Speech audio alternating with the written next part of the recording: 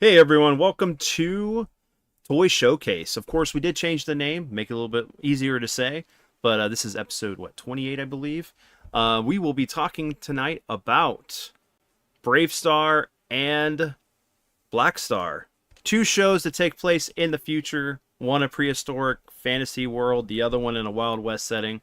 But tonight, of course, your two hosts for this awesome episode are going to be me, Vince, Dallevel Podcast, and Retro Ryan. So, buddy, like, there's a lot to cover on this. Not a whole lot of toys as far as like what we dealt with last time with the Power Rangers, but as far as going into like this, what stood out to you about these figures going forward? Like what made you want to watch? Was it the cartoon? Was it walking in the KB Toys and seeing the figures? Blackstar was a short-lived animated series, but the similarities to Motu, He-Man, that was right in my wheelhouse. And I think with Brave Star, I like the Western theming, and I like some of the character designs, and just it was a little bit of a, if you think about it, Western kind of cowboy stuff, other than cowboys in Moon Mesa, wasn't that prevalent. Mm-hmm. And I think the figures were interesting. I remember even like having a few of the figures in those like red gems they came with. I don't know, was that like their currency? I forget from the show what those were. Yeah, I think that was the things they were mining from Brave Star, right? Yeah, Yeah. they were mining that stuff. Mm-hmm. So I even thought those were cool. It was interesting. Um, it kind of makes me looking back, almost reminds me of like Westworld, that movie with Yeah. Brolin, Mm-hmm. Oh James yeah. Brolin, Yep. and And oh come on, what was his what's name? the awesome android cowboy that's like a killer? And my mind's blanking on his name at the moment, but yeah, That guy's freaking amazing. That actor. yeah, from I forget Magnificent his name. Seven. He was on quite a few westerns back in the day. Um, Carla's in the chat. Hey Carla, how's it going? Um, yeah, for me, I mean, it was one of those things I remember watching it because you're looking at the fact that like, so this is where I wanted to go into a little bit of detail real quick. So let me pop that up here. And as far as the Black Star cartoon show, that premiered September 12th through December 5th of 1981. So this came out just before I was born. So like I wasn't even around when this show technically started, but it only went 13 episodes.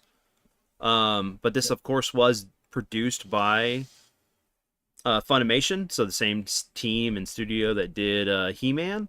So it was kind of cool. It had this like Planet of the Apes kind of thing where you had this, traveler in space that hits a wormhole that ends up on another planet, and he has to do these otherworldly things, right?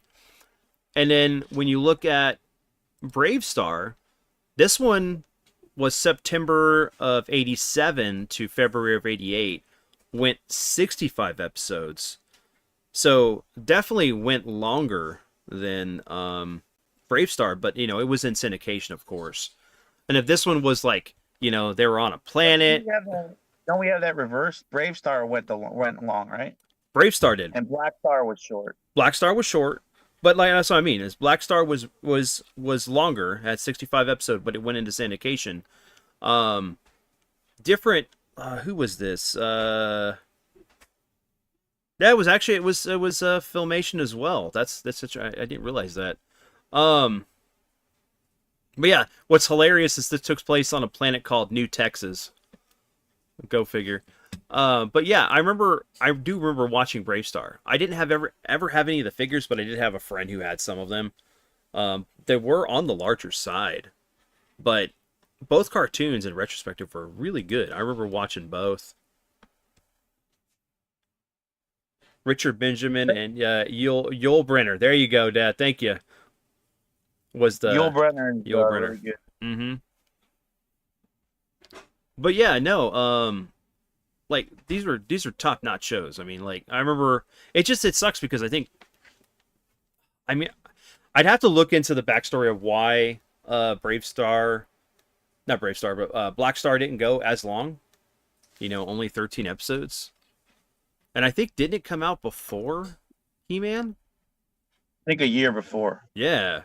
So that's definitely interesting. So I wonder if they were playing with that idea because I know that originally He-Man was supposed to be a Conan thing. It was supposed to be a Conan cartoon. It was supposed to be Conan figures, but they lost the rights with the I think the Burroughs family, and then something else was going on, so they decided to retool everything to be the He-Man stuff. But I thought one of the things that was a little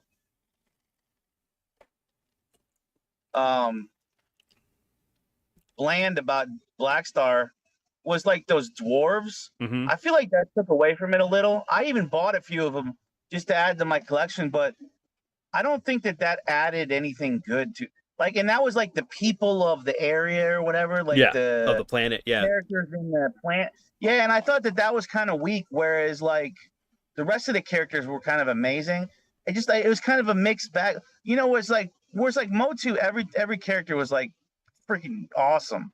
You know, I Mhm. think that might have taken away from it or made it a little confusing. It's like, you know, we have these He-Man looking characters, but then there's all these dwarves. Like, what is this kind of show? You know, it's like I was confused by it a little bit. So if that's my take, other kids might have felt that way. I wonder is there a way to watch it on regular syndication or through like Amazon Prime? Is it collected somewhere? Because I haven't watched that show since I was a kid, Sure, it's so on DVD. it could be, yeah. A lot Um, of these are stuck on DVD. A lot of them don't make it to Blu-ray or mhm. any other kind of networks. Yeah, because I know that I believe you can get the first season of Brave Star on Amazon Prime, so Amazon Video. Yeah, it was So, more popular, so hmm that would make sense. well, and it you know it's one of those things with genres. Sometimes you have a rotation of different types of films where it's the Western setting. So there's like a period of time where everybody's making Westerns, or it goes to zombies, or it goes to medieval films, and it feels like that was the perfect time because you were dealing with like what Voltron. You were dealing with what was the other one? Thundercats at the time. You think about the shows, and Brave Star kind of fit that that niche of type of cartoon that was going on at the time. But yeah, I mean, we can get into the toys. You ready to go ahead and do that? Since we've kind of covered a Yeah. brief story summary of this. So let me pull that up for everyone. All right, so let me know if you have a hard time seeing this, guys. I need to look and see how that looks on. I haven't actually checked out these overlays, everyone, so bear with us. That's not bad. Okay, I can see it through looking at my thing. All right, cool. So, of course, so we're gonna start with Brave Star first.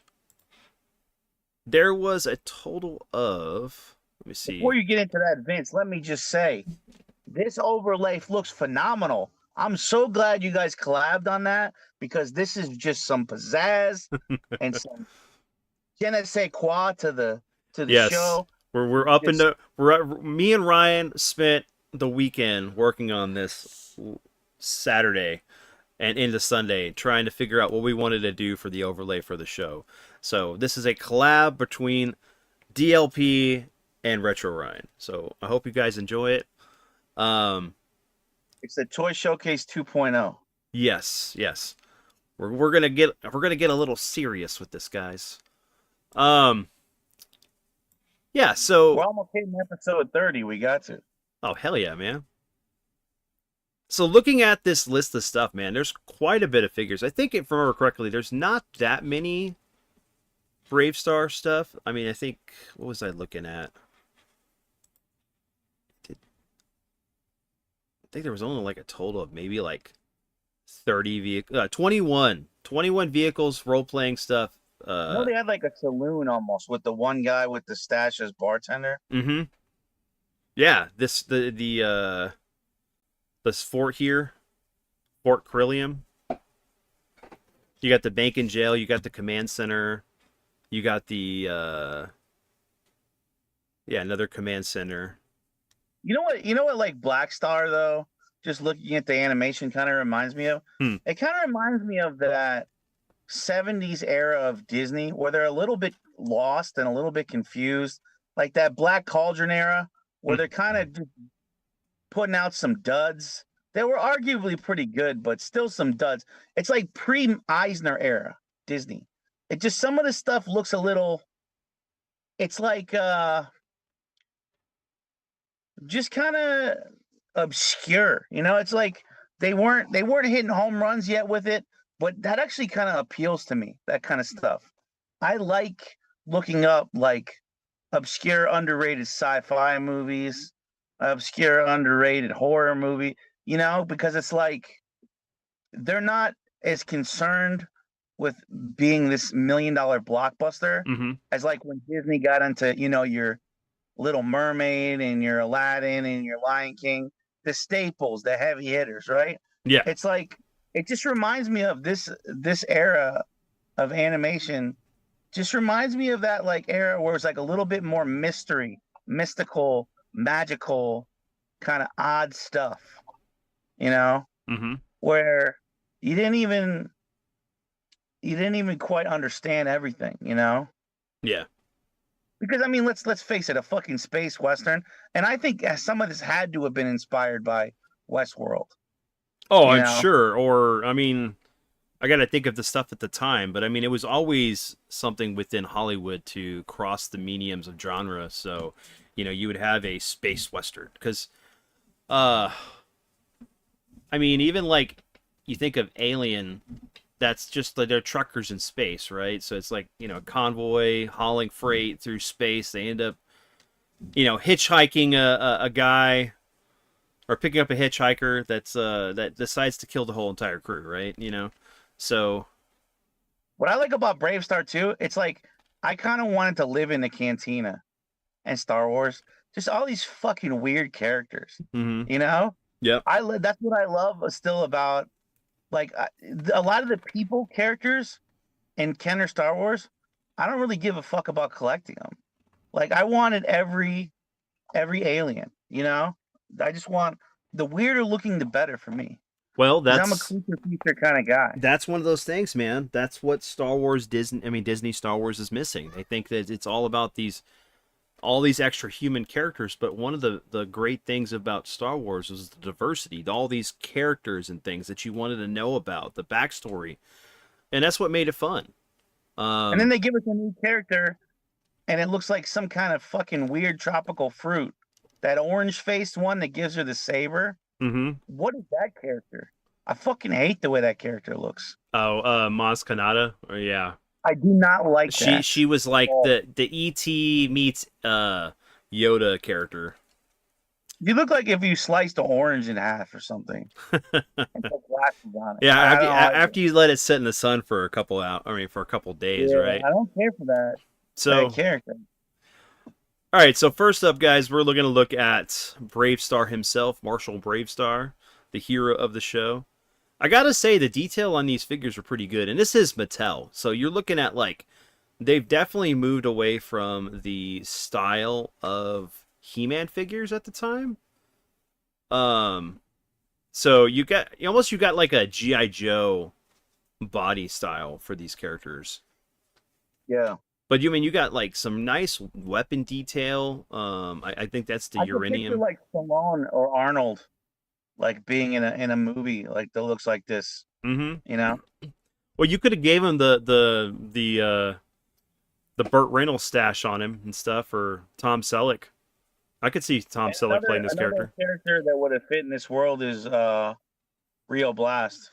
Oh yeah, yeah, definitely. Straight out of there. What's cool about this is so like you could have this interconnected tissue with like in the universe of Master of the Universe, where like in some world off in a distance is this planet like New Texas that's could exist in the Motu universe. Same thing with Blackstar, since especially considering they were both done by Filmation. So of course this character came out in 1986, released by Mattel. Let me see. So Dad says Blackstar was a sci-fi fantasy series Released in 81 by Filmation, it was their second fantasy epic, the first being The Freedom Force, a segment of Tarzan and the Super Seven. And then Blackstar had more notable similarities to He-Man and Masters of the Universe, which was produced shortly afterwards. So, like, looking at this box art, I mean, it's pretty cool. I mean, I do love this, like, poster aesthetic for Marshall Brave Starr and everything. He's got this quick draw action, apparently. But I don't know if I love the silver with the red. I don't know as a kid would that pop to me to say, hey, buy this. It's also a little bit Ken doll, and I mean, obviously, because it's Mattel. It's a Yeah. little bit Ken doll. Mm-hmm. A little bit Ken goes cowboy. Yeah. I do love the logo on the bottom. Oh, yeah. That's a great logo. That is amazing. Like the silver foil esque with the Brave Star, because I mean you know But you that's know what's funny about the top art? It's a little bit yesteryear. mm-hmm. It's a little bit like, you know, almost like Atari art on the covers. Oh Like yeah, yeah. 2600. That's what this box. I mean, you look at this box, it speaks Atari. It speaks that time frame. So yeah, definitely. I mean, I could see it, and then maybe this might have been the reason why maybe some of this stuff wasn't moving. I don't know. I mean, I knew this toy brand did well, but the figures were very much larger. So this is a line called Brave Star, Matt. We're doing Brave Star and Black Star. This was an 80s sci-fi western, space western. Mm-hmm. What's up, Matt? Yeah, this is really cool. It like I remember enjoying this cartoon, and I remember the movie for this was really good. It kind of wrapped up the whole series. It gave the backstory for the main villain. Um, and as you look at the thumbnail of the video we're doing right now, you can see that there's new versions of these figures by another company. But yeah, it does look very Atari. I mean, and I kind of like the whole thing of like drawing the characters for like, look at the characters you can get and with the playsets. Then you had the electronic invisible infrared action. It looks a little bit like the art from the Conan animated show too. Oh yeah, yeah, it does. It does. Mm-hmm. This was really cool because you had like different types of characters. Some of them were aliens, some of them were robots. Very, very sci-fi. You got what, Colonel Brobot, Bro Robot, Bo Robot. I love the orange one that's like his partner, Mm-hmm. his like sidekick, The little like the tall. He almost looks like a orange alien. Yeah, we'll get into him in a second. So like, this looks like a bank teller, but it turns into, of course it's a colonel, but very, very Civil War Confederate. I've never seen this figure. I've never seen him either. He looks like a prototype, but I mean, just because the way the mechanics in him are. I would have had no idea this was even Brave Star. No, it's very weird. Let's look like. I don't know what to say about this one. And I don't understand like the whole race car feature in the back. Like it's like he's a. I'm guessing this is like one of his Brave Star's vehicles. That is crazy. Yeah, I've never seen this. It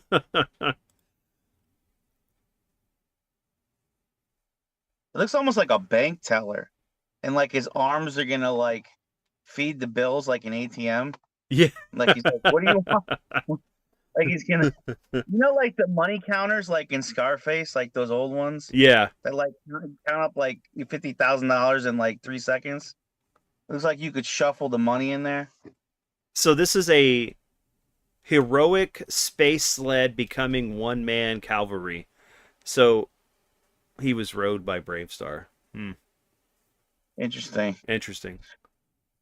From mighty tank patrolling the streets of New Texas, it becomes a Discreet rolling space sled. Marshall Brave Starr rides in pursuit of villains and space outlaws. I mean, that's a unique thing. It's a vehicle that transforms into an extra character. I I don't think I would have bought this or had my dad buy this, but I mean, it's Oh, very this is very one of the unique. weaker. So Matt, what's your take, man? Because that's definitely not Space Cowboys. I mean, robots I can see, but weird, Wild stuff. weird, wild stuff. Oh, you got Deputy Fuzz, which was the smaller sidekick to Brave Star. His face also was looking a little too Playmobil for me. it's You know, it's looking a little when, derpy. when I collect a toy line, I don't want things to look Playmobil. Yeah, this guy's looking like if Donkey Kong Country like had a saloon. Oh my This god. guy. So this is Cowboy Kong. It's like Diddy's cousin, like Danky Kong. It's Donkey Kong, but as a in his favorite cartoon cosplay. Who's this Vince Dunstan checks in? Dunst-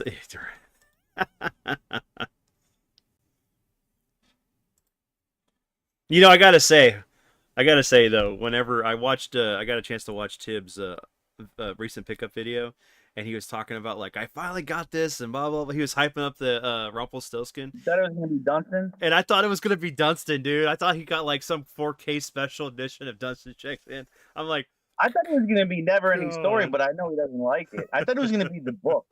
Because he was like, Doug. you guys get I know the scene you're talking about. He's like, some people talk about All the he's great, naming a bunch of class Citizen Kane. Some people talk about The Godfather. yeah. I mean, Actually, and then what does he pull out? He pulls out that horror movie, right? yeah, Rumpelstiltskin, yeah, Rumpelstiltskin. yeah. Which I gotta tell you, somehow I didn't even know about that movie. That movie passed me by I've never because seen it that was either. mid-90s. Mm-hmm. I had never even heard of that. I was busy like watching like the Scream movies in the mid-90s or like Pulp Fiction or something like that. I didn't even remember Was that a straight to video Rumpelstiltskin? It might have I don't been. remember It that. might have been like one of those the mid '90s blockbuster specials that they had at the time, where they were I do not direct remember that to being in the theaters, VHS. man. Well, I want to take this moment. Hold on, let me do this. Let me do this. I want to take this moment and actually let me switch over camera real quick because I want to do this live for our buddy. So I want to take this moment. I'm looking at the camera here for everyone who's listening. Um, Me and Ryan want to send our heartfelt congratulations for our buddy Retro Chipperone of hitting 800 subscribers. Congratulations, man. You deserve it. This is awesome. Yeah, 1K this summer. Yeah, is you will be mine. 1K, dude. And we'll watch what awesome epic giveaway you give. But congrats, man. It is much deserved. So, all right, we're gonna get back to the show. But I wanted to take a moment to tell you that congratulations, sir. But I do like the fact that this guy's got a lot of accessories. I mean, like the hammer, the shovel, like he's a fixer upper around town, or maybe a blacksmith a little bit. He's got like a drill, some like he's doing some mining. Like this guy's got to be like he was a miner that became a deputy. I mean, and I love like that the back of the box, or is that oh, and that's the front of the box. I like that artwork. That is It's like if you had a dad that was raising you on like Clint Eastwood movies and Mhm. the old westerns, John this was Wayne. gonna be an animated show and a toy line. And you were gonna be right up your alley. Mm-hmm. I mean, it definitely says this is Space Cowboys, like Matt said. But I love this cover art right here. I mean, that's amazing. I mean, it's better than some of the artwork we would get around this time for a box art. Oh God, you know what it reminds me of too? Hmm. The Country Bear Jamboree at Disney. Yeah, I see it. I see it. Man. Doesn't it? And they're Mm-hmm. animatronic. Like that Yeah. whole animatronic 80s era. Dude, I love that 80s animatronic era. You know, some people bought those and have them in their house now. Like they have like the Chuck E. Cheese or the Showbiz Pizza like The animatron, mascots. the animatronic Animatronic. mascots. Yeah. They have it set up in their fucking house. They love it that much. But I think that's awesome that they like restored it and have it still running. Hmm. Or Well, that shit would have all ended up in a landfill. well, and it's creepy though because when you think about Five Nights at Freddy's and stuff, and it's like Yeah. you're sitting in bed and you wake up and the animatronic's like standing next to your bed looking down at you. And it's like, no, you gotta go. Nah, I ain't playing around with this. I haven't watched that either, by the way. Is that something I should watch? What Five the? Nights at Freddy's? No, it's actually it's a game. It's like kind of like you're a security guard at a local pizzeria, kind of like Showbiz Okay, Pizza. this is already hitting too close to home. I And don't want to play a game that's already like my life. right, and then so like so Ryan, so think about like what you do, but then there's animatronic creatures that are running around trying to kill you. So yeah. I would look, they'd be trying to kill me, but I'd just be like, can I put you guys like on my toy wall? Yeah, you're gonna be like Like, I ain't Ba trying to Weep, kill you. Ba Weep, I ain't trying to Grotto Weep, fight you. Nennybon. I need you as my backdrop in my house. So here is Handlebar, I guess because of his handlebar mustache. Yeah, and he is the guy in the saloon giving the drinks. Hmm. But see those little red pieces? Yeah. I used to love playing with these with my figures. I don't know, I just thought they were so cool. Because I'm obsessed with anything that was translucent. Like they're Hmm. kind of like that see-through orange pink. I just thought they were cool. They kind of reminded me of like Legos, like my space set Legos. Remember all the cool like Lego playset, the Oh sets yeah, that yeah. They were had the translucent like crystalline structures or whatever. Yeah, those things yeah, are and awesome. all like kinds of like glass looking like windshields everywhere, whatever you call it. You know what I mean? Like kind of like spaceships that were even the RoboCop vehicle had that on that toy line. It had the clear opening top. So I don't know if I had this figure, but I knew I had the orange one. The guy looks like an orange alien. Yeah, I love how like he's got silver plates that look like ashtrays. It's like I know you're gonna smoke in my saloon, so here, use this because we use pure wood. Yeah, like what is he serving? They need like some like beers or something. But like maybe for kids they couldn't have a beer can. Yeah, you can definitely tell this guy was just a servant because like he didn't have any weaponry with him other than these metal discs and plates.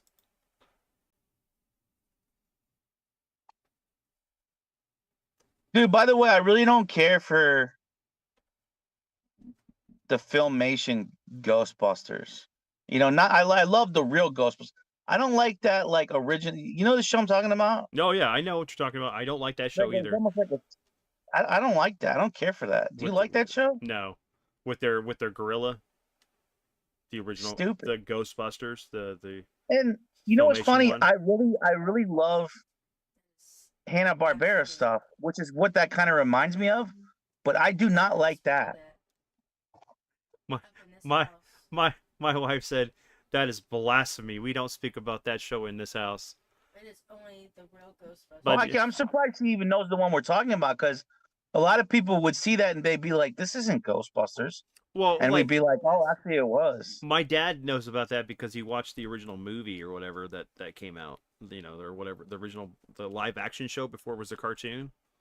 Yeah. Well, I just want to say that version of Ghostbusters sucks ball sack. I'm sorry, I gotta be, edgy on that, but it just does. It was just basically like it was it was oh come on. Scooby Doo, right? Except for they weren't hunting. Scooby Doo if Scooby Doo sucked because fucking love Scooby Doo. So it's like they a terrible version, dollar store general version of that. Lucia found the counter fascinating and put Tex Hex from the Ghostbusters series. Oh yeah. Yep. All right. So let's move on to the next character. Mm-hmm. We're not talking about that show. We're just making a reference, baby. She's sitting here complaining. I'm sure the whole audience can hear my You know wife what? As talking bad about as it is, Anna, it's still not as bad as Captain Planet, which it. is my most He hated. said it's still not as bad as Captain Planet. I liked Captain Planet. Don't you tell Anna, don't you It dare. was funny. It was fun to stay up and watch it at 5 o'clock in the morning. Now we shall not speak. Tell her, about the Vince, evil I said, don't Ghostbusters you dare. nonsense. He said, don't you dare. Don't you dare. What was those ones with the forgot. They were like in the caveman suits. Tell her it made me want to not recycle. It made me want to throw recycling in the trash. It made him like want to come to Texas and like throw trash at those don't mess with Texas signs. He didn't say that, but he just was saying it made him want to litter and pollute the planet. It was like right between Voltron and what was that? The bird ones? Not Voltron. Silverhawks. Those people. Yeah. So it was Don't just you like dare- all there. don't at you 5 dare o'clock in say the that- morning. There's nothing Say else that to song do. lyric, Matt, in our stream. Don't you ever. Captain Planet. Oh, okay, I'm gonna stop. All right. So this is if your parents couldn't actually buy you the laser tag equipment, you had to buy the Brave Starr toys that actually had the laser firing equipment. There's only one image. What you got? So it fires a laser? That's kind of cool. Yeah. That's very like the Motu one. Remember the laser light He-Man and Yep. laser light. Yeah, let me see. Dad said it was a live action series in 1975. You weren't even a glint and a gleam at that time, Ryan. Thank God I didn't have to live through it firsthand, but I had to see it. I had to see it in rotation on repeats when they still played that stupid show, and I was like, "This ain't my Ghostbusters." Say my Ghostbusters. Hey, it's the reason why the Ghostbusters cartoon had to change their name to the real Ghostbusters because they were. It should have been the real Ghostbusters, and then in parentheses on the bottom, not that other show that sucked ballsack. That's just I don't know if that would fly, Ryan. I don't know if that would fly, but you're right. So here you go. You got Tex Hex. Very not a great image, but this is the counterpart to Brave Starr. This is the other part. Oh, this figure's awesome. Oh yeah, no, it is. I have this figure. Well, this is the one that's the part for like the laser tag feature. Laser fire Hex Tex with. But Tex Hex is cool. You get the red eyes. He's creepy. He looks like something out of like. I don't know why I think of that guy a lot that creeps me out from Poltergeist. Oh yeah, the old man. I can't remember his name. But you know what he looks like? Also, he looks like there was that one actor that was always played like an albino or just like white haired, creepy villain in like westerns or other sci-fi movies. He was in the movie Vamp. He was one of the main villains for Briscoe County Jr. That's kind of what he looks like to me. Dude, but just look at this. That's a badass mofo, dude. That is a badass mofo. Hell yeah, man. He's got he's got dual daggers, a handgun and a rifle. I mean, he's ready to go. You don't mess with this guy. This guy comes in the saloon, you piss your pants, dude, if this guy comes in. You don't mess with that. He's got multiple guns and dual knives. Dude, he was like an actual really good villain, like compared to like some of the villains we'd get in certain cartoons where they act all sinister, but then they mess up and they just are kind of goofy. But he was really like on point as far as a villain goes. You know what he kind of looks like? Kind of looks like a cowboy, fucking cowboy Mumra. Cowboy Mumra. Or he looks like he'd be in the movie House 2. The villain and then the villain in House 2. Yeah. Good call. Yeah. Which is another callback to Tibbs' video. He gets a certain movie. It is a good image of the hand. Ding dong, you're dead. Mm-hmm. The tagline of that movie. That's a scary as fuck movie too. The first house, especially. Oh man, I love that movie. I mean, it was a staple in our house, one and two, house one and It's two, scary though. and it is That's like, that's scary for a kid, dude. You go through some of those doors in that house.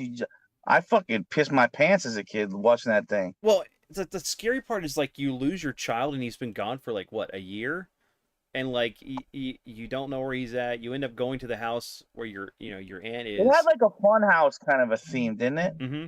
Didn't the movie? I felt like it did. It had a very like almost like a carnival fun house kind of a feel, even though it was just a basic looking like suburban house, which was kind of a baller house too.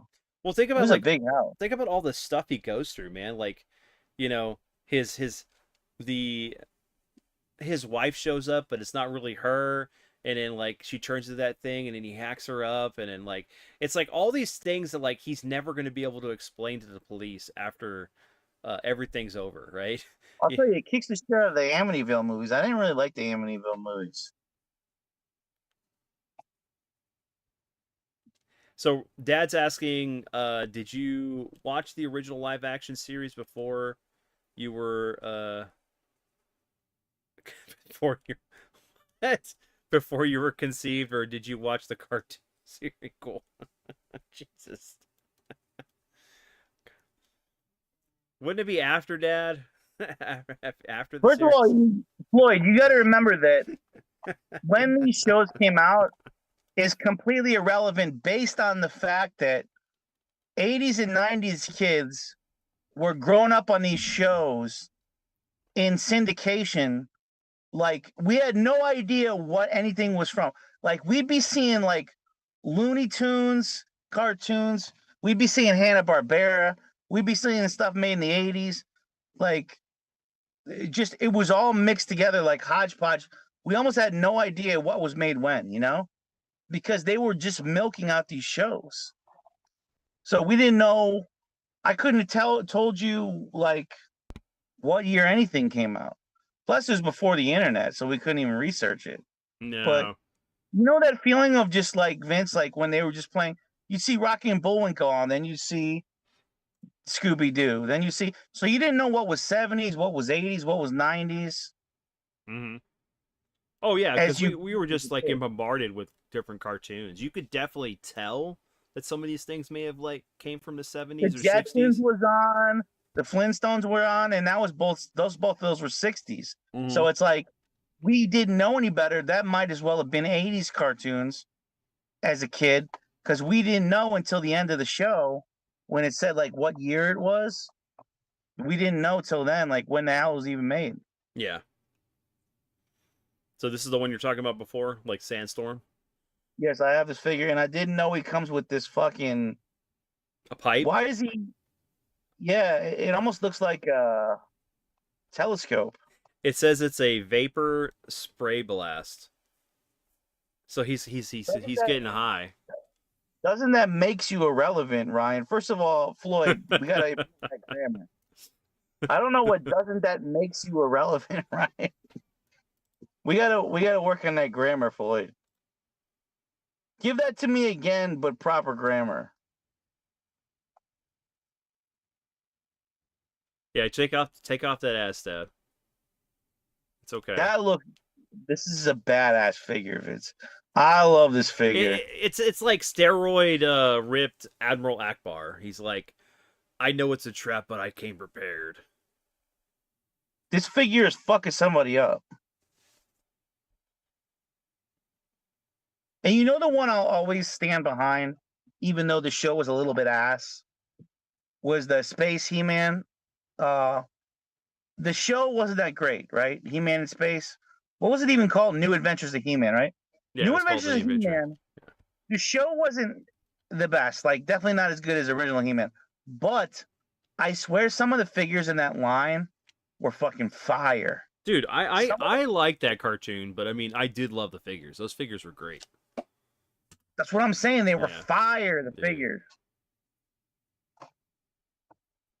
So did he shoot water? Is that what the whole thing is? First of all, I didn't even know about the pipe. I have him without that pipe. Yeah, vapor spray blast. I don't know how that works. Prepare the blast carrier. I'm just trying to see if it tells you how this works. What if it was like Stinkor though? Like you like did a stinky like vapor Oh blast? my god, it had the internal components of this toy had like that it had some kind of chemical that you put in there and it would spray ass out.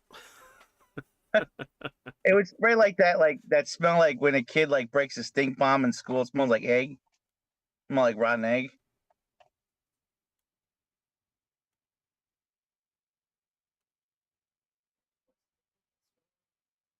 He sprays mist, but we don't know how this works. Nope, don't want it. It cannot come to this house. No, it doesn't stink. It's not Stinkor. Have they re-released Stinkor and the Origins line? Nope. By the way, I gotta say, like, Stinkor didn't even stink that bad. It smelled like paprika or something. It smelled like some kind of weird, like potpourri, kind of weird. Potpourri. It's Remember how big potpourri was? You could not take a crap in some. I posted a meme in that before in my Discord. You could not crap in any friend's bathroom without a stupid bowl of that goddamn potpourri that every idiot mom had to put out in the 80s and 90s. What was with moms and the potpourri? Stop with that. What was with moms and the potpourri?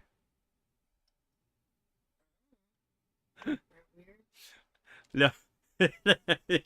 You know the thing is that villains are used to smelling crap in like danky places. So like having Stinkor be like he has like flowery perfume smell instead of the skunk smell, it's hilarious. What is this smell?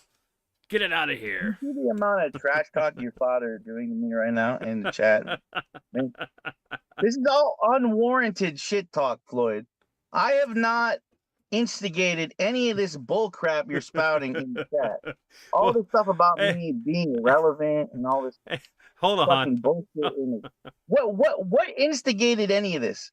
Stop coming to me like I'm Andrew. I'm not Andrew. No, he does this to everybody. Remember, my dad's philosophy is if he doesn't make fun of you, he doesn't like you. So yeah, but I want to be clear. I did not instigate any of this, Floyd. Okay. All right, You need to. I'm going to give you the Tom Cruise when he got sprayed with the water. You need to mind your manners. You're a jerk. No, you're a jerk. remember the Tom Cruise incident? And that's as harsh as he got. He just called the guy a jerk. You need to mind your manners, Floyd.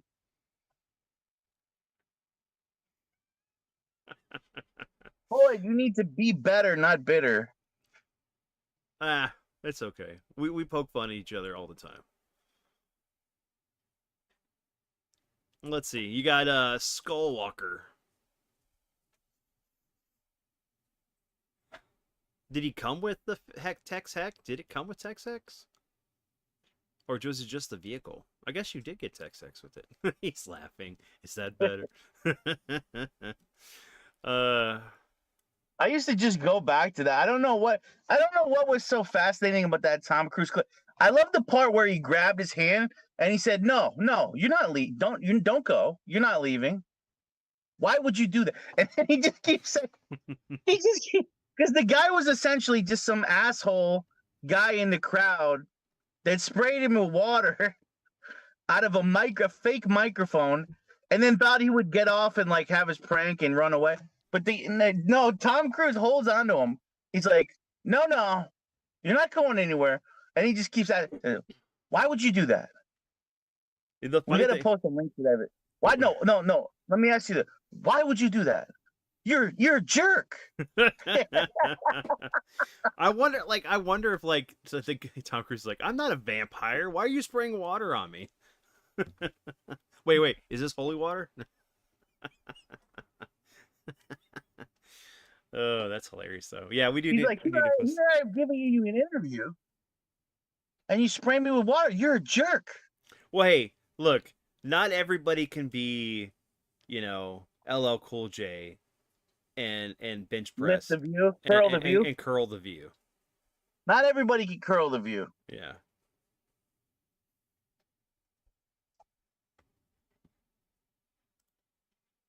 I gotta say, this is pretty badass vehicle here. It's like it turns into a hovercraft and then a walker at the same time.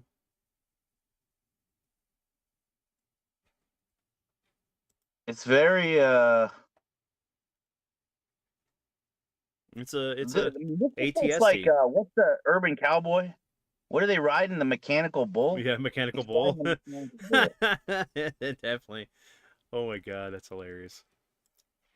By the way, whoever both those actresses were and Urban Cowboy were both hot as shit.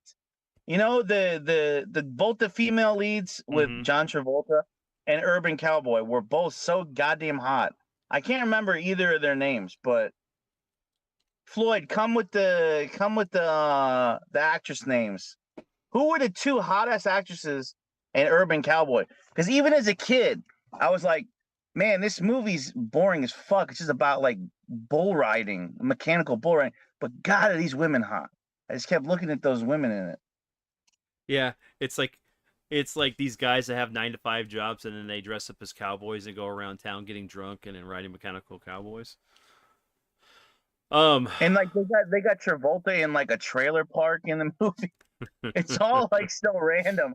It's like so this guy's whole day is just like chilling in the trailer park and riding mechanical bulls at night. Like, is this like supposed to be cool? But then at least there's hot ass chicks in it. I expect you to tell me both those actresses' names, Floyd, right now from Urban Cowboy. Let's go. Come with the knowledge. may the ghost come on your dream. Jeez. I just want to, Floyd. I just want to bring Captain Planet to Supercuts and cut off that bullshit mullet and just trash it. Get him Kill a that regular mullet. haircut. All right, so do you see that Tex Hex's knife is like chewed? This kid was a chewer. Whoever Oh owned, yeah, or the dog chewed on it. I mean, well, that would have been a small puppy if it chewed on it. That kid was putting that in his mouth. Jeez. All right, let's see. So then we got Thunderstick. This is one we were talking about previously. Like this, it's the Crystal Skull robot here with the red eyes. This is the Brave Star figure that did Western porn, Thunderstick. Not Thunderstick. He came to quip.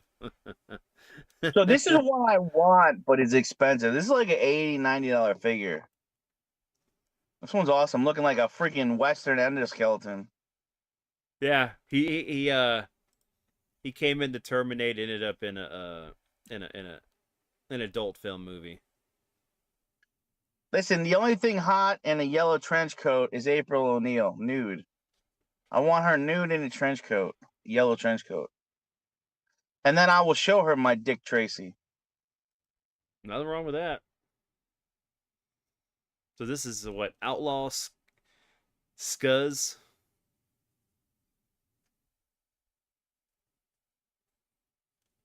You're not messing with this figure. Tex Hex or Thunderstick coming hot in the saloon. You're piecing out. Now, I don't know about this guy looking like a zombie Abe Lincoln. Who's this guy? Think Blade Runner, Deborah Winger. Okay, Deborah Winger can get my wanger, but who was the other one? Who was the other hot one in Urban Cowboy? There was two hotties in that.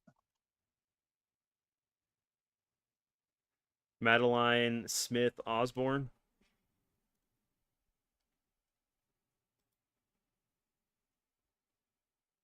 This looks like Igor.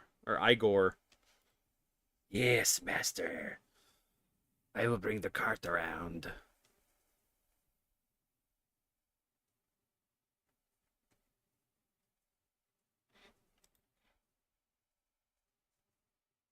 I mean, he's got to be on something, man, with his eye like that. Shit.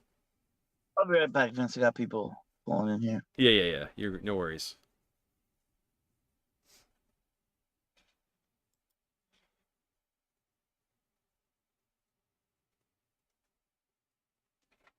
The character had to have had a goofy voice. I don't understand. I mean, he's definitely sticking that eyeball way out there. I love how the guns are universal. Like they're all the same for each character, just painted differently. So that is officially all of the figures for as far as the action figures. Then you got a roleplay blaster, the Neutra laser, which is I guess the gun he uses. Of course, there's no real image other than this.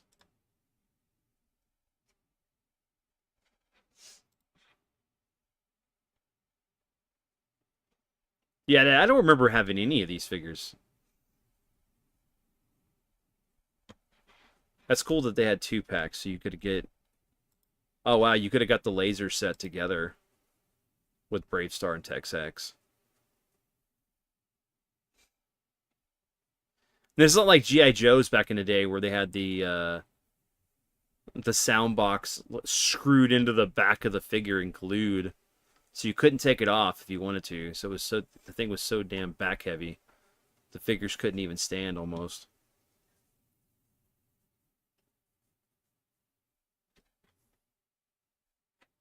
I do love that, like, the standoff there with the moon in the background.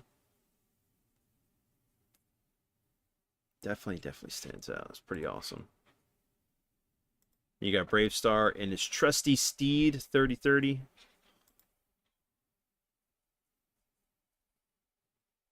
Which we get into him here in a second. Like, the big thing about this character, 3030, was the fact that he could transform into a man with a horse head. Or go back to his trusty steed. Of course, he's like way taller than he would have been. Shang Yang always reminded me of Winger, just not as good an actress. Not as good as an actress. Yeah.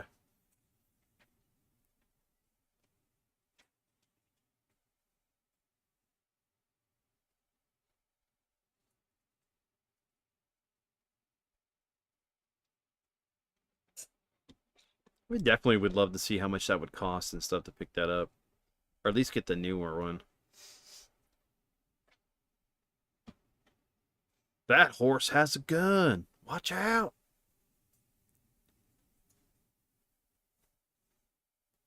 Yeah, I mean, now that Ryan said that, it does have that Atari aesthetic. With the lines and everything, and then the red, the gray.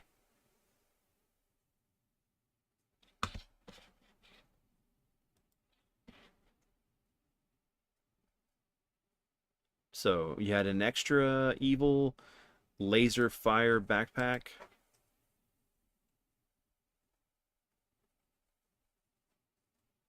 Give your Tex-Hex figure real infrared beam action. Wild Wild West adventures in space. Gotta get that Texan accent. Sub from the southern South states.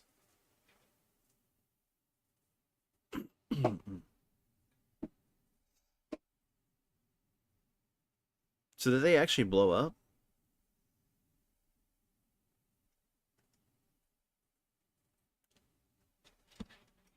My wife's shaking her head, not and up and down of yes and no, answering my questions as I talk here.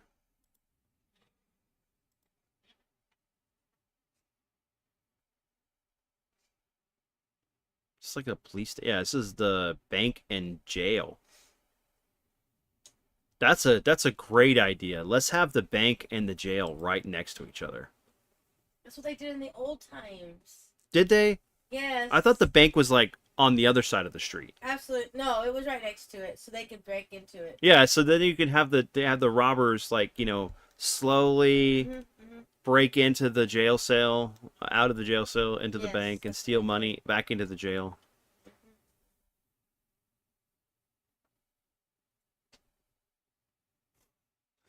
All I can think of is my dad putting his Butch and Sundance stuff together, or whatever place that it was, and then blowing it up with firecrackers. Real plastic explosive damage. You know, you probably could use these as Star Wars playsets, honestly. This definitely could work.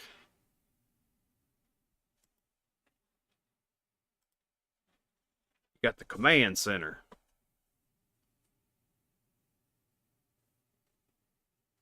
Got Krillium command center.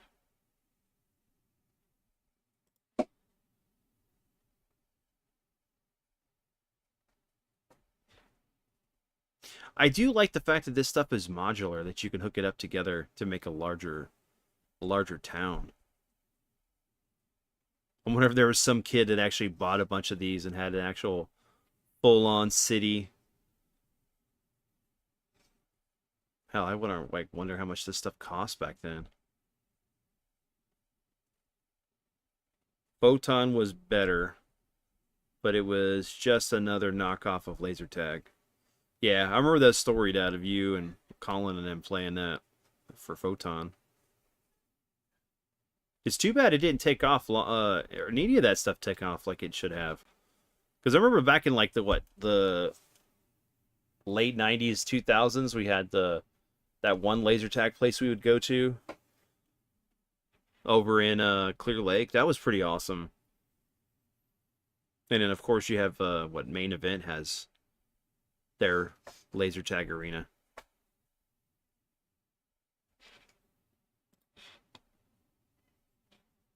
Oh, this was a place that you could buy together. Oh, wow. There you go. That is really cool.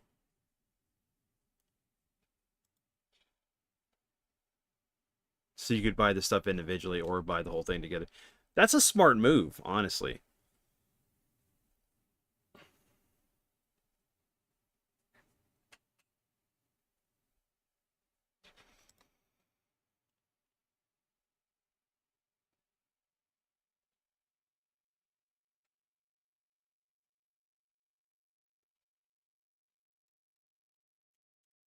Definitely better than some of the play sets we got. I mean, it's not great, but I mean, you do get sidewalls. You don't have a back. I mean, you don't really have a roof either, so you really can't. Um, yeah, if it rains, it just rains inside. Definitely very large playset compared to how the size of that kid there.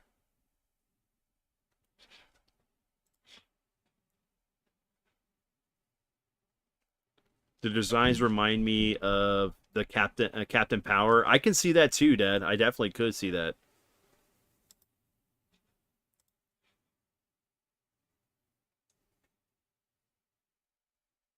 Heroic laser fire backpack.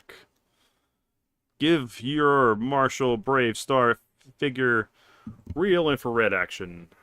Okay, it's enough of reading an announcer voice.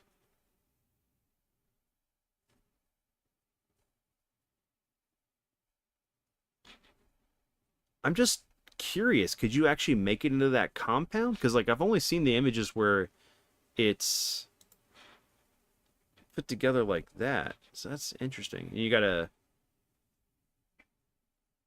Strayo, Strato coach with its robotic car, horse vehicle hovercraft.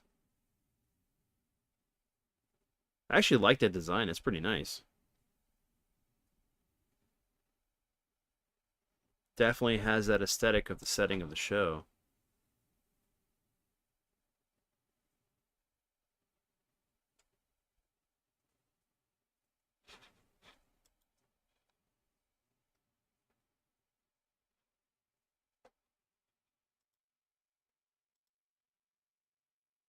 Oh, dude, I love that container that you can put the whatever that mine, the mineral they were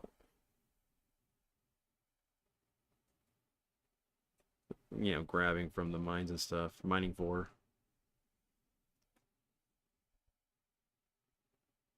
Wait a minute. This thing. Oh, wow. Really? It did? You could do the whole DeLorean, Back to the Future. Wheels go down and it hovers. That is awesome. I love seeing that idea in a toy.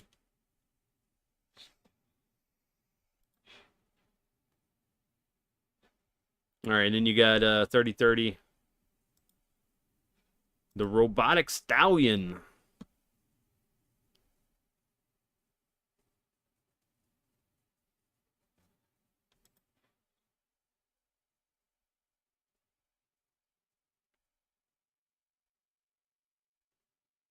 Yeah, I get that, Dad. I agree. I mean, you're looking at this is what 80, this is 86 to 87 or 88 I think it was. And then we went into the 90s and everything came with missile launching technology. GI Joes, Transformers.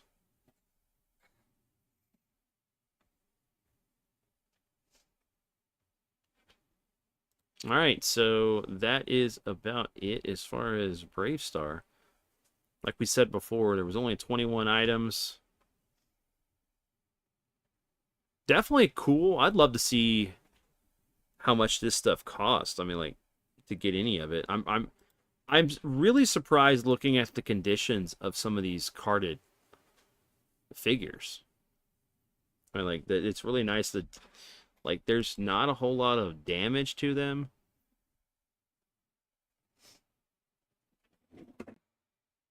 But we got Blackstar. Now, this is one that I probably need to wait on Ryan to get in here for. But, let's see, 35 items. Just doing an overview. Some of this stuff looks really, really cool.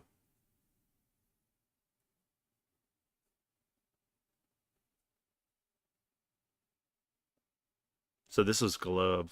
Gloob. Who did this one?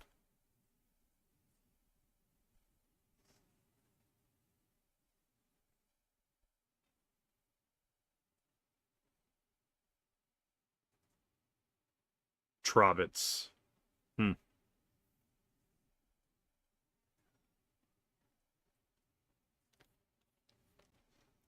I just want to know of I'm going to make this comment whenever Ryan gets back, but I want to know of an astronaut that's ripped like Arnold. He's like, I come from space, I'm a scientist, and then I just pump some iron.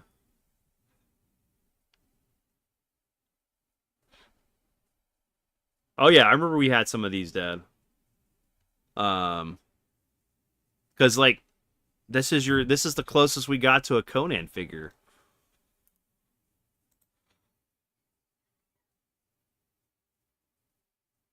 Warlock Dragon.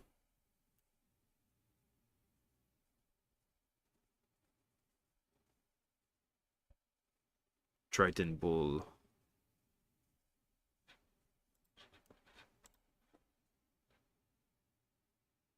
I do love the spaceship. That is amazing. That is very like Wing Commander-esque.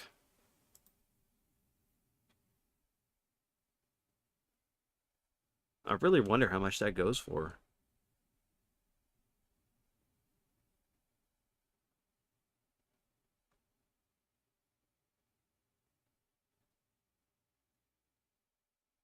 I love how they always cheap out on like actually putting the extended cockpit in there. Because like, a figure's supposed to fit in here. Actually, you know what? I'm sorry. I take that back. It is not Wing Commander. This looks like the core fighter from Gundam. Like, you literally repaint this. That blue and white with a little bit of red into the core fighter. Let me look this up. Let me go find this and see how much this thing is. I am very, very curious. Black Star Space Spacecraft. There you go.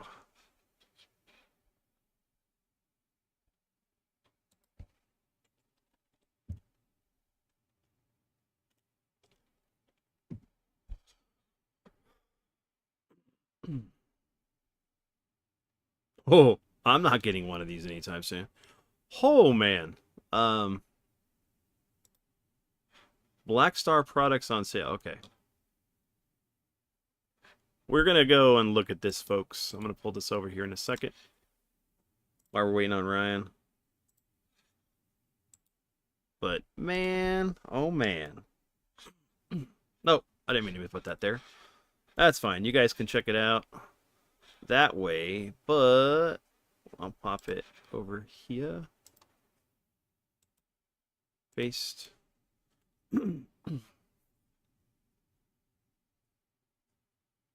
Some of these figures are expensive.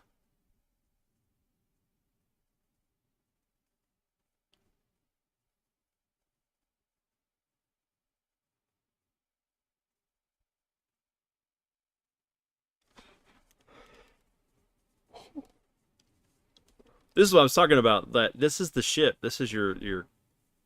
Oh wait, is this it? This is just a what the.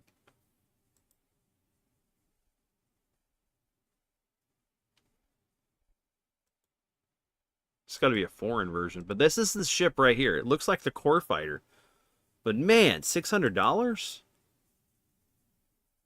I will pass.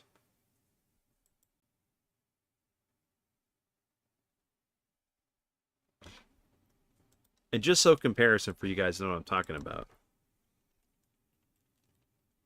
Mobile suit, Gundam, core, fighter. I mean, it's pretty spot on. I mean, you can make a little bit of minor alterations, but it looks pretty much very similar. All right, what are we? Are we still on Brave Star? No, we're done with Brave Star. We're on Blackstar, but I was doing some just kind of waiting for you to get back, but I wanted to show you, like, so this is the ship right here, right? This is the ship, right, that he's supposed to fly in, his spaceship to the planet. Yeah. First off, I was like, this kind of looks like the some one of the ships from Wing Commander, the very first first 1 and 2 Wing Commander games. But then I looked at it, and I was like, this is the Gundam Core Fighter. So, but I was like, so I wonder if you could get one of these and then repaint them. So, like, here you go. This is one right here. I guess this is the foreign version of it. But look how expensive this thing is. It is $600. What? $600 for this one right here. You find it loose. You never want to find it in box. No, find it loose. Well, this is with the box, the figure. It's open. I'd have to look and see if I could find one that's No, right, but you never, you always want to look without the box because to get a fair idea of what it's going to cost to loose. Mm-hmm. You don't need the box, Oh no, I don't need the box at all. But I wanted to show you how close that ship looks to the core. It looks like some shit Evil Knievel would like be flying in. So this is the core fighter from Gundam. So look at that design, and then look at that ship. That is almost identical in design. Here, I'll leave. And then find me what Thunderstick goes for loose. I want a loose Thunderstick. That's what she said. Hold on. Let me see.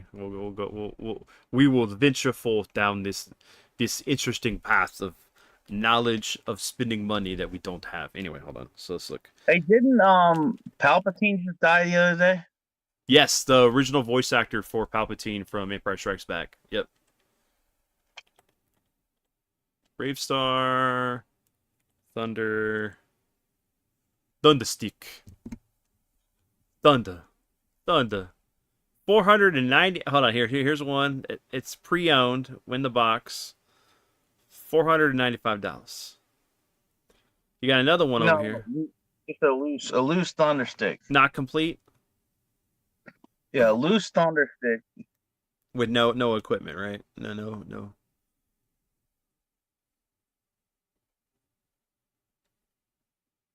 Man, like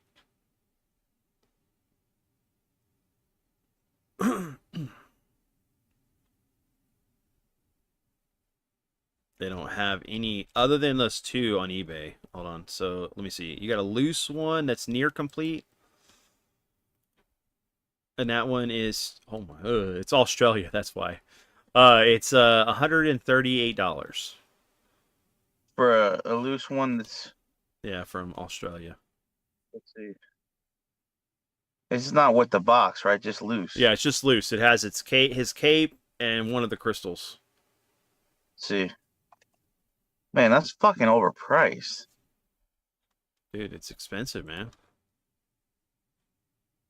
And what's that, American?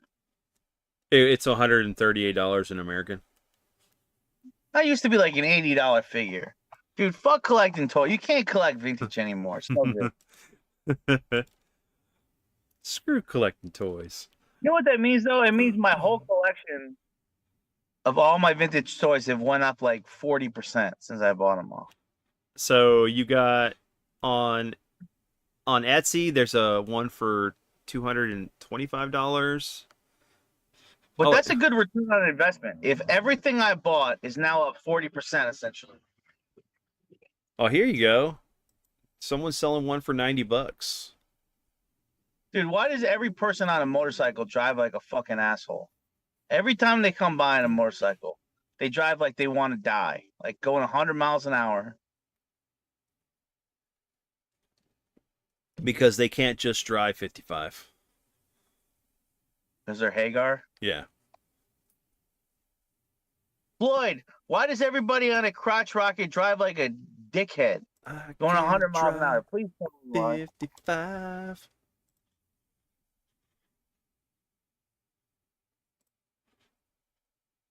Brave Starr came out in what 1983? I think so, Dad. And then Thundar the Barbarian came out in 1980. I have the blue Crystar figure. I need to get the one that Marvel released. That it's just the main character, Crystar, all in his translucent glory. So we got the Blackstar Battle Wagon, four-wheeled attack tank with flashing lights, firing missiles, and 6 working hatches.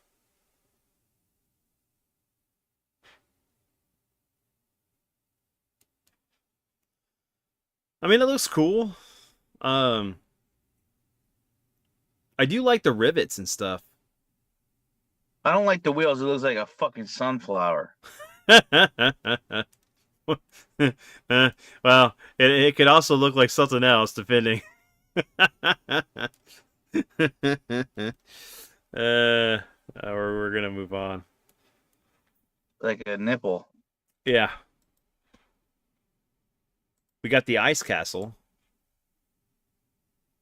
Fortunately, I want the ice castle, dude. And it's supposed to be very breakable. I could see it. It looks it's that blue plastic, man.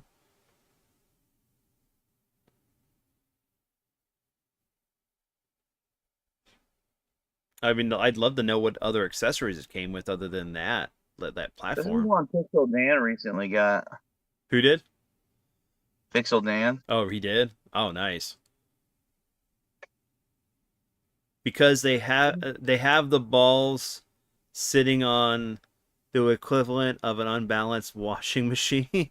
Now this is sad because this is a cheaply made playset, even though I'd love to have this. But when you turn it around, it looks like a fucking cake mold, bro. Oh yeah. So I can see it. Like if you flip it, it does. It looks like you just shove a cake mix in there and cut off the ends. Ba-na-na-na-na. By the way, this box art looks very Advanced Dungeons and Dragons toy line. Oh, it does. When a problem comes along, you must whip it. So, golf staff. sorcerer of light. You walk into a cave of darkness. Anyway, so this is the other spaceship. No wonder they didn't have the canopy. Okay, let me go, and we're gonna go over here first. Okay, so I want to know how Spaceman, our Blackstar character, John Blackstar, friggin' comes to this planet and instantly gets ripped like he's Arnold Schwarzenegger. He's Arnold. He came to the planet, had nothing to How much do. how much butt do you think Blackstar gets if he shows up to the club like that? Well, I mean, if there was any indication that the story in friggin' Heavy Metal with John Candy as the voice of the kid that ends up like going to the planet and getting ripped. I mean, he got like butt like almost 3 times, so I'm pretty sure he was getting a lot. He comes in the club. He's like, "What's up, bitches? I'm Wonder Bread He-Man." Hey, look, ladies. I got a tan, but my face looks all pale.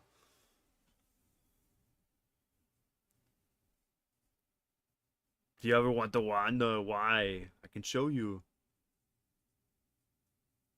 My only criticism on this is I don't like his sword.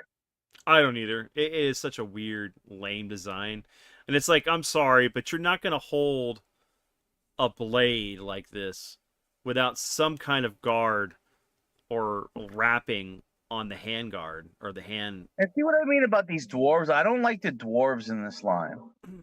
I like so many. I really like a lot of these figures in this line. They're really cool. They're very He-Man-esque. Mm-hmm. I don't like these dwarves, dude. Can you zoom in on the dwarf? It looks like a stupid, because also these little dwarves don't seem like this is the same world, right? Like there are all these like badass like Conan looking characters, and then you got this Smurf looking fuck. I don't know. I don't like these characters here. It looks like two different toy lines. It does. It's kind of it's a little weird with the aesthetic Looks here. very Hobbit. I don't know why they made it so Hobbit looking. It looks like something that would be like in the Care Bears, like a little Care Bears dwarf. I mean, they are very dwarfish characters. I don't understand why. I just don't think they mix with these other characters. It's like they hodgepodge two lines together, and I'm telling you, I really think that's why this show could have been longer lived if they forego the whole dwarf character bullshit. So you got Gargo here. Who looks awesome. Mm-hmm. Very D&D-esque villain, like creature Yeah. with the head style. Very bootleg Motu looking. Yes. And see, I love that green gremlin looking fucking thing. Mm-hmm. I love that one. I have a couple of those and a blue one too.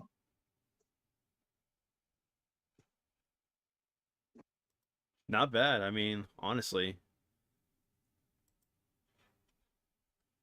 You know what the green one looks like? Very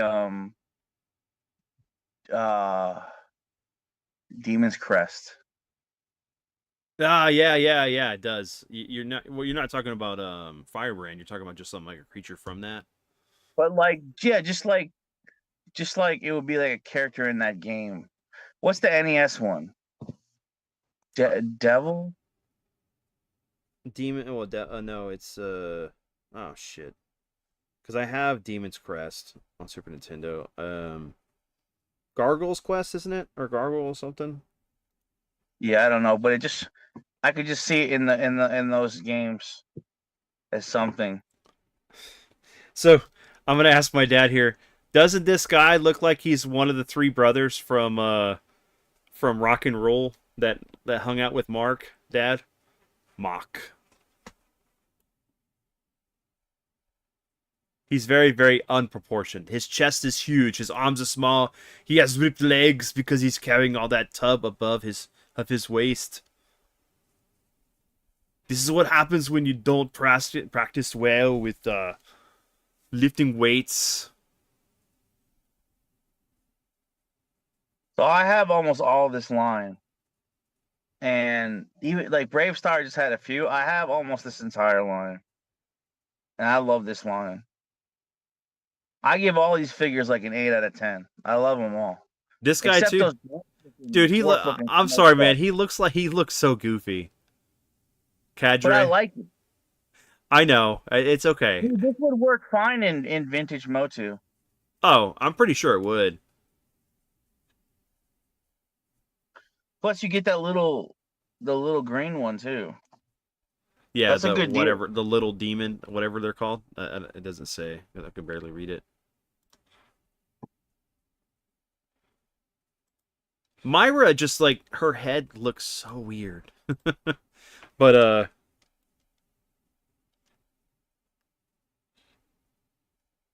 Blackstar. the sword was No like one, He-Man when you have one that forms into two. Yeah, then no combined one together. makes me bleed my own blood.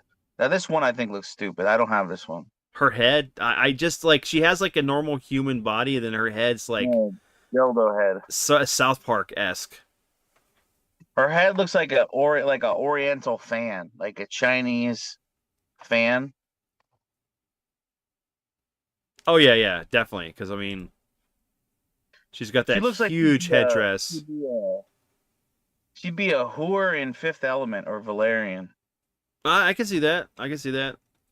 I mean, and then like Papa Smurf down here with her.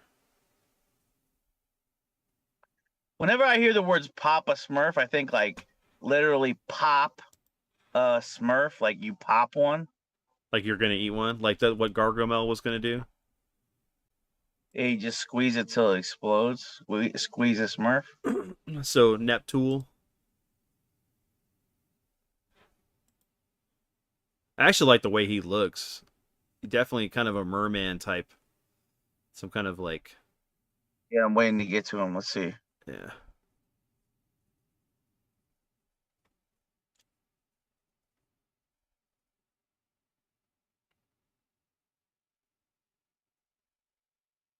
He's the yellowish green with the Triton in his hand. Oh, I love this character. Yeah, he almost looks like creature from the Black Lagoon or something. Yeah, he's definitely a very aquatic type creature. I do like the fact that like you're looking at two different brands, right? This is both of this and then like He-Man. One done by Gloob, the other one done by Mattel, and how the aesthetics are very, very similar, even though this came out before. At least the show came out before He-Man.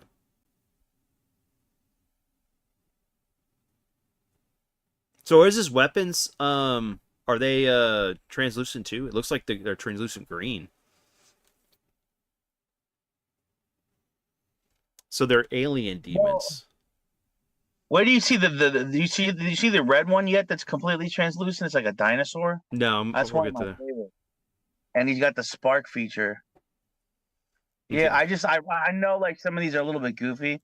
I'm 8 to 10 out of all of these except the girl one so far. I Because think I have all this line. I love this line. I think the thing that drives me crazy about it is like you got Overlord, who's the main villain, right? Who's very, very reminiscent of the main villain from Silverhawks. Like the way his head is very reminiscent of that guy. I can't remember his name at the moment. But what I don't like is this is the thing that like pulls me away. Like if you look at Neptune, his chest is perfectly fine. It looks perfect. Like it looks alien. He's got muscle tone on it. You can see the abs, the pecs. But then when you look at Cadre and Overlord, they have these oversized chests that just look they look weird to me. Versus like you look at Blackstar, well-defined chest here. It's like he's He-Man, Arnold, all that's Conan. But then you get to this guy, and it's like this guy ate too many Twinkies, but he still has muscles. It looks like his back is his front. Like like those are the shoulder blades. You see what I mean? Like when one pops up, you can just look at it. Just Yeah. it looks doesn't look right. Um, and I wonder if that may have been also a hindrance on this line was the fact that like when kids get these, they some of the characters are good, but not enough of the characters were selling. And part of it too, like here's part of the reason why the design of the chest is the way it is, that he has some kind of play feature with some kind of mechanism in the back here. So, um, maybe they just didn't know how to design a figure to work a certain way. So, the Invincible Wizard, glow in the dark sword power. But what is the? There's nothing about his play feature. What is this mechanism? Like, does he spark? Do you know, Ryan? He does the back. It's like a lighter. It's like a lighter spark, and it flashes. Ah, okay. Does it? That's why I like these figures. It's just like the same as on that. What's the Gizmo Duck or whatever on the electrocuted one. Mm-hmm. What I forget which Oh, one from that's called. Darkwing Duck. Yeah, yeah. Electrocutioner one. Mm-hmm. But yeah, see, I don't mind the torsos because they had goofy torsos on vintage Motu too. Well, I Um, can say this guy has no butt.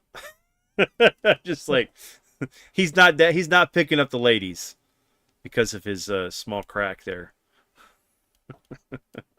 Anyway, go ahead, continue. I just had to say yeah, it. I like the light flick features on these. It was interesting at that time. And so that makes sense why they have these weird chests. You got the Palace Guard.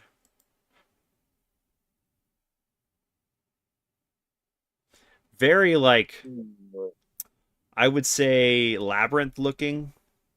Yeah, I think Overlord looks badass. Mm-hmm.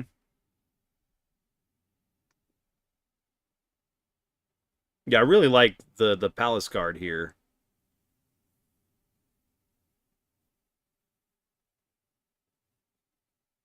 This is only one image of it. The plastic on this is definitely yellow to the point it's almost in an orange tint.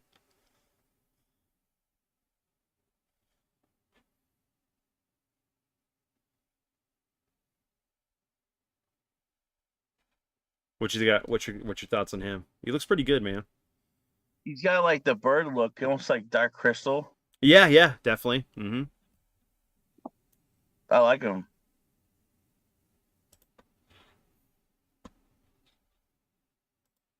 Tongo. This is like something out of John Carter of Mars, Dad.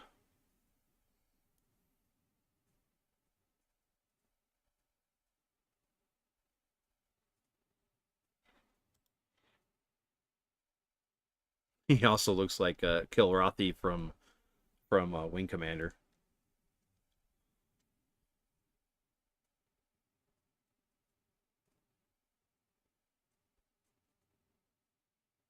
You see him, Ryan? I Tongo? like it. Yeah. He's like a lion, Mm-hmm. but like that's why I like all the bootleg He-Man stuff too, because you'll find a lot of figures like this. Mm-hmm.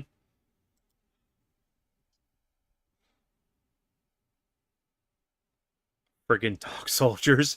Yeah, I can see that too, Dad. I can see that too. That movie Dog Soldiers with the werewolves and stuff.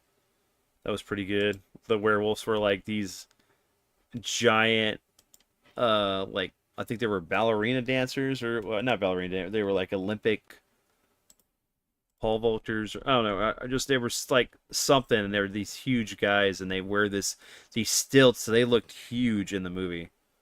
Unfortunately, you can't see the Trobits. I'm guessing that's what they're called, or Trobits. Maybe that's a good thing we can't see that 4-pack. If it wasn't bad enough, you could get another one, blacker.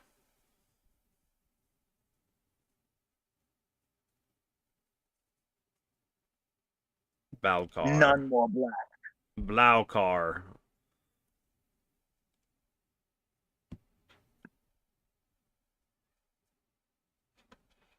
Yeah, that's your typical banker. Yeah, I don't like these dude. Ugh. I don't like these dwarfs, man. Carpo. What is this, dude? This is the one that gets into trouble all the time. It's like they're giant rats, humanoid rats.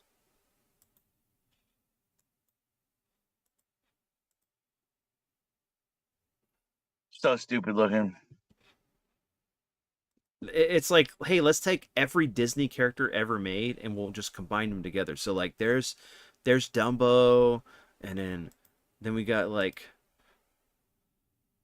oh my god, what happened to this guy's eye?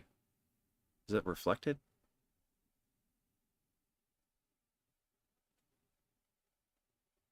Yeah, I don't like these either. They're definitely I wonder if they were like trying to do this whole thing where like let's make it for boys and girls. So like these are meant for girls to play with. Hey, it's a me, old Mario.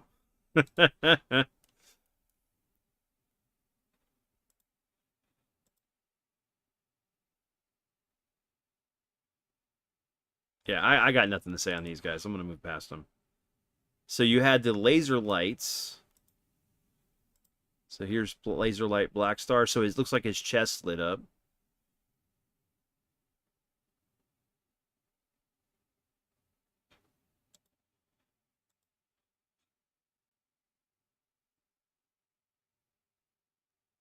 He looks like he was scolded, like you did wrong, and his parents got onto him.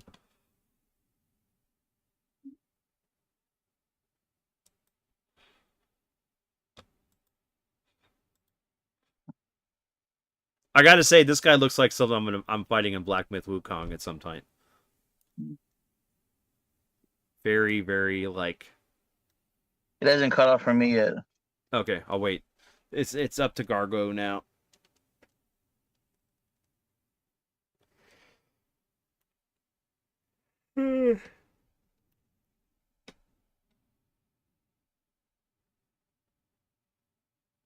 Yeah, he's got that translucent staff, and he's got the medallion on his chest.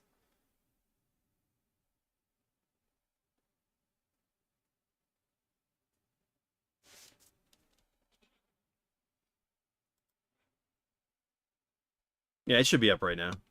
You see it, Ryan? I got the orange one up. Yeah. This is Gargo. This is the Oh, laser. covered him already.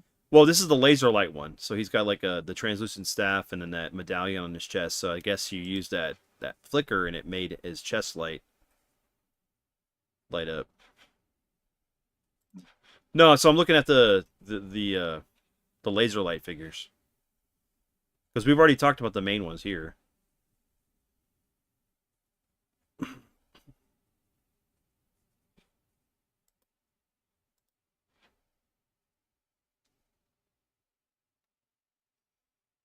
There's Cadre again, or yeah, Cadre.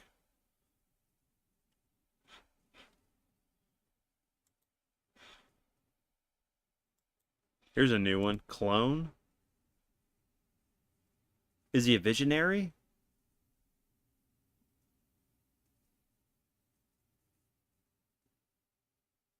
You change him into a cloud cat? Looks like a werewolf.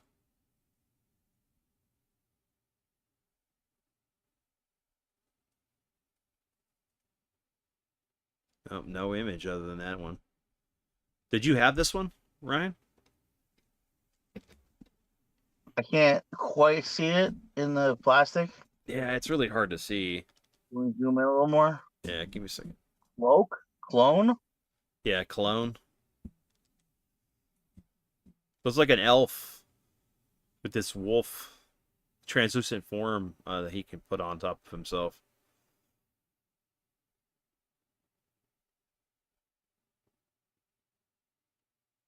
Yeah, I'm not sure. It's a interesting figure there. Then you got Lava Lock.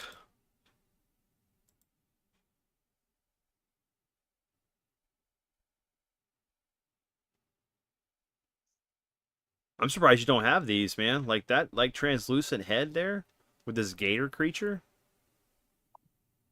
I do have this. Wait, let me see it. Yeah, it's up right now.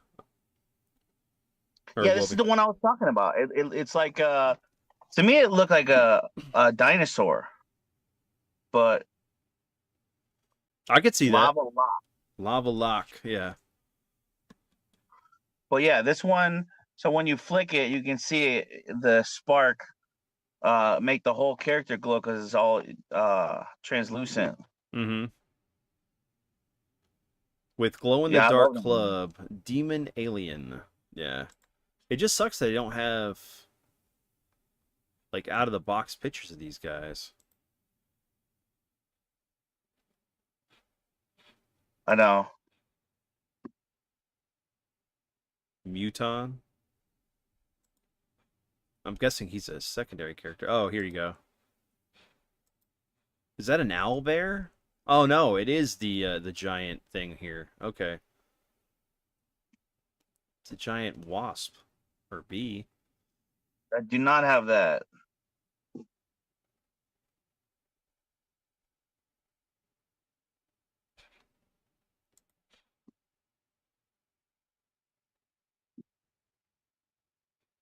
See if I can't find new characters. You got Vizor or Vizzy or whatever. Vizier. I don't know why my brain wasn't putting that together. Running on 4.5 hours of sleep. So there's the blue alien demon. Okay, that you were talking about. Yep, I have that one. I have the white looking dude. It looks like the Blackstar Horde Trooper. It's Yeah, like a white yeah. Horde Trooper. Let me go back to that Have that one. one too. Yeah, I really was excited getting all these in the mail when I was buying these one by one. One by one. I couldn't find any lots of these, so I had to get a lot of them one by one. Yeah, the White Knight. Here you go. Yeah, that's definitely very.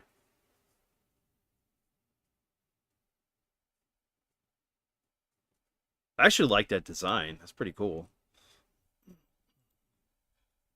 This is a good toy line, man. This is a slept on toy line. Well, as far as the prices go, I don't know how I slept on it. It is, but Well, it's slept on because nobody is really passionate. Seems to be passionate about collecting for it. I mean, sometimes you can have the prices are high in the vintage line, but it's just because like it's harder to come by. But mm-hmm. it's like I don't feel like there's like a feverish demand of people wanting to get these. But I love it, you know. Well, it's also too like I wonder with this coming out in 80. What was it when we were looking at this earlier? I think this came out in 81, like right around the time I was being born, and me being 40, 43, going to be 44 this year. I did get to enjoy this. You got to enjoy this, but I wonder anybody younger than us that would have known about this cartoon if it wasn't on rotation at the time.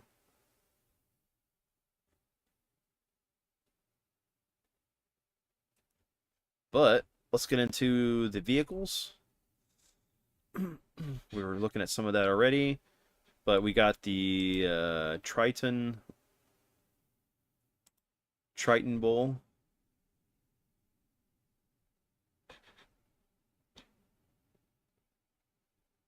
It's like a boar more than a bull. Did you get any of the vehicles at all? No, Okay. I do love the these fact got that a little too. These got a little too sheer for me, bro. These vehicles, you know, it's a oh little too yeah, sheer for me.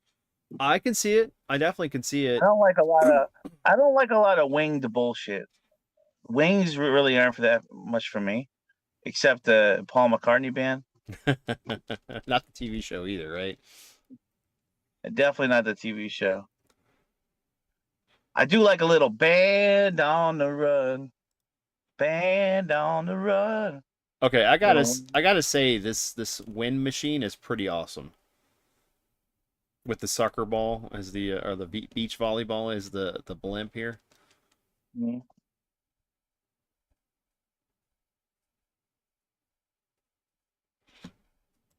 But last two figures of the line, guys, and we'll pretty much be done with the show. We can start wrapping up. We got the Warlock Dragon green, yellow. I mean, that's pretty cool. He's got that hideous rictus grin, though.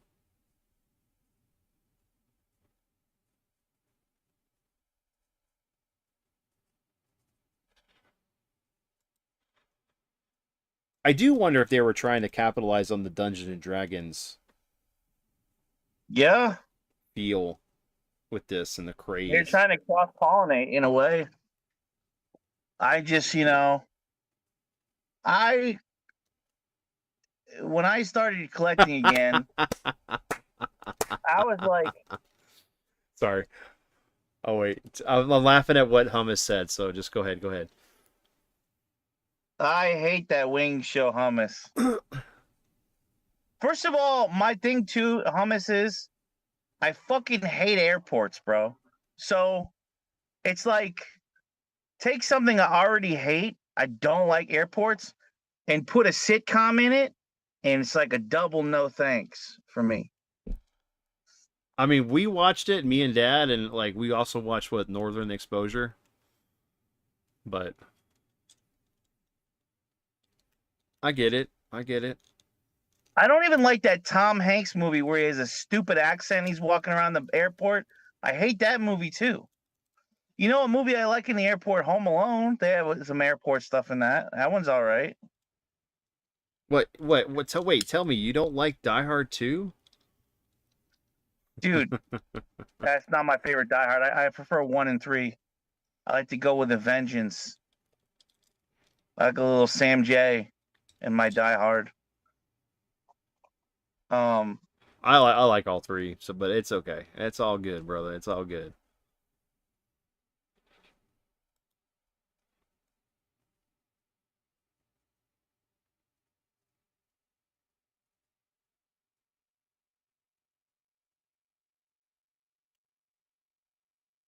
Black Dragon Warlock. Okay, so this is his steed. yeah, Northern I Ex. want to like I want to like Die Hard too. I found that one a little boring. It's not even that it was bad. It's just like 1 was so fun. It's like 2 was okay, Hmm. and 3 was like so over the top awesome. Um, whereas it's weird like Lethal Weapon 2, that's my favorite. I think the thing is like for the reason why 2 tends to be my favorite for the Die Hard. I mean, I love the first one, but like I don't know, 2 just like it's like Sam Atler and then like freaking like it's just all the whole cast. I mean, you even got like Robert Patrick in it, man. Like playing a henchman. Yeah. So I mean, it's just It was a little bit too much of a retread for me, just with the airport aesthetic. Um, I can even remember like renting it and being kind of disappointed, but I didn't hate it mm-hmm. because at the end of the day, it's still Bruce Willis. Oh yeah, it's still Bruce Willis. I mean, I don't know. I don't know.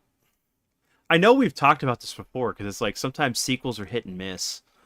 Um, but like I don't know. I just it hit differently for me because they didn't. They weren't like trying to rob anything really. They were trying to get that guy, that terrorist dude from the that he was being transported so they can get him out of the country and everything. And you had the whole military aspect of it.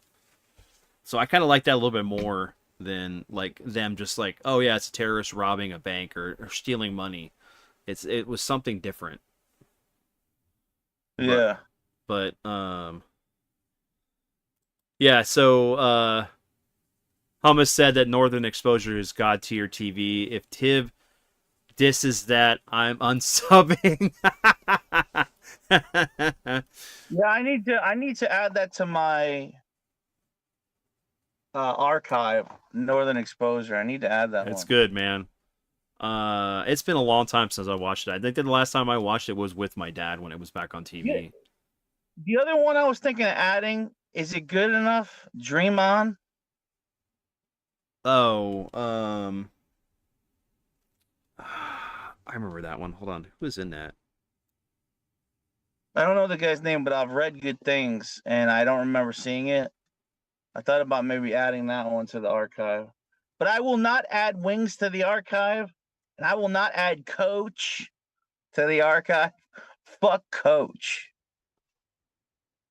Oh yeah. Okay, so what's funny is that yeah, Brian Ben is the main character in that. So he's the sidekick in I Come in Peace. You know, he's the partner, the FBI partner that he gets teamed up with. Mm-hmm. That's the same actor. What? Tom Hanks playing a real person trapped in an airport? That bothers you? Well, it was He was based. It playing was like a Russian guy, and I wasn't buying his accent. well. It was it was based on a true event. But yeah, yeah. Yeah, I Um, didn't like it. Airports do suck. It's almost like having a setting of a dentist office. Hill Street Blues. What about another one I was considering? What about what's the Shatner one? I was considering downloading that. Oh, oh, come on. They're gonna get it before I get it. I know it too. I like Shatner, so I was considering getting the Shatner one. Ah, come I can't on. think of the name. Yeah, I have it too in my head, but my brain's like, no, not gonna access it. I'll tell We you something. I'm not getting Love Boat. Fuck Love Boat. Fuck Melrose the Place. live T.J. Hooker is what it was, so I got it before they TJ did. Hooker. Yeah. Should I get TJ Hooker? Tell me in chat. Should I get it? Uh, yeah. I will not get Melrose Place. I do kind of like 90210 for a few seasons, but I will not fuck with Melrose Place. That's two on hetero for me. What was the other one? Was it Murphy's Law?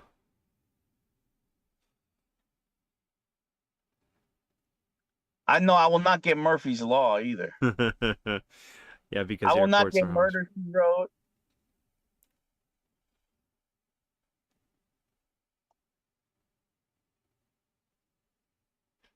Well, we need to you need to sit down. Well, did you watch 21 Jump Street back in the day? I know we talked about it, but I don't remember if you. No, I like Oh, 21 Jump okay. Street. The only thing I think of with 21 Jump Street is a little too many characters. Hmm. I wish they had focused on some of the better actors in the show. It's kind of like a lot of jumping around, but I do like that show.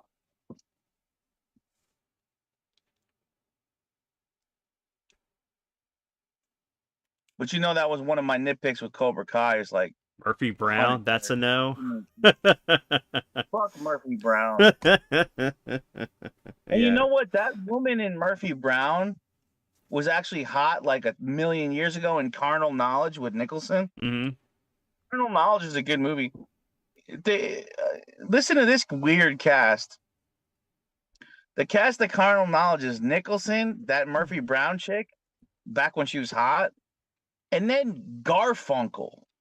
Fucking Garfunkel was in it. How random is that?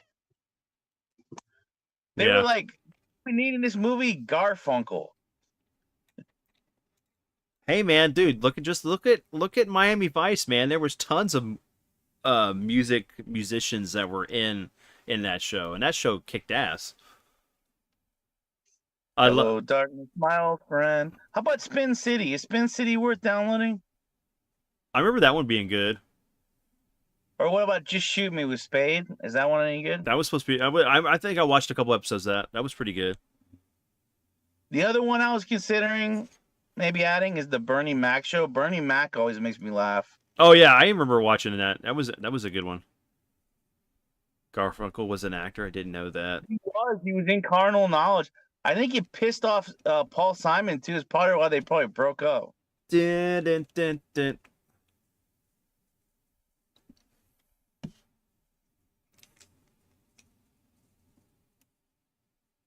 Yeah, Garfunkel was trying to be an actor. Dude, okay, I gotta say, that Hook arcade game, I never played. That thing looked awesome. Yeah. Philly T. Phil Twerpen's always got the deep cut picks on the arcade.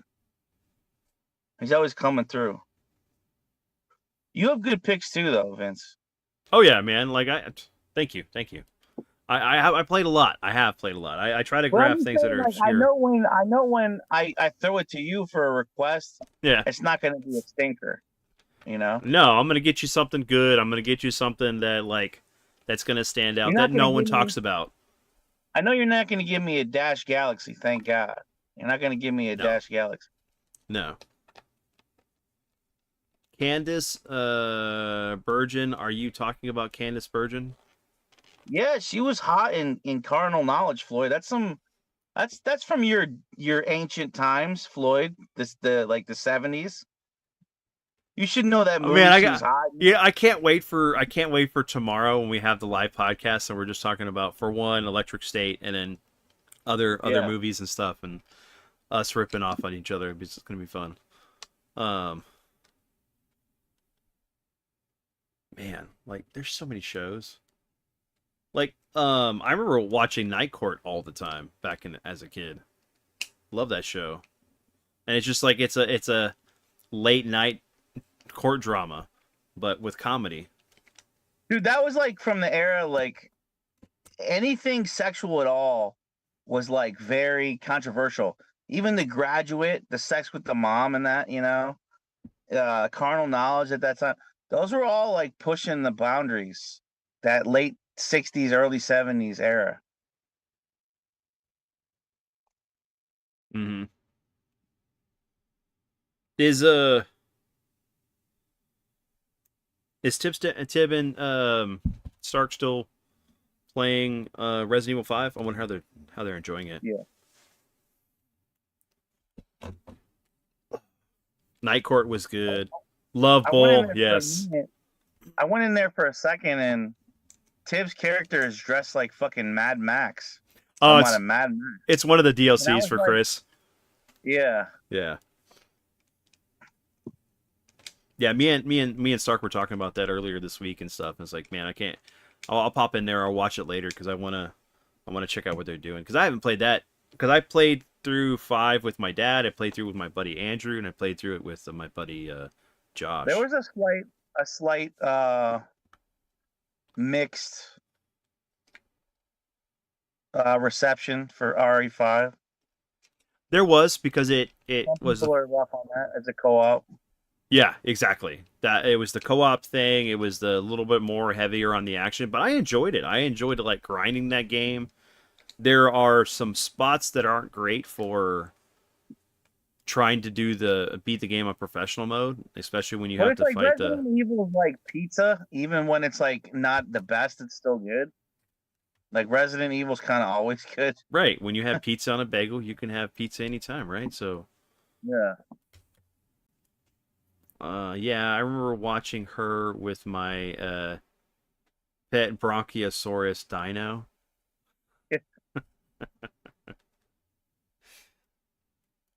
Don't you remember back then, Floyd, when your beard wasn't white 100 years ago?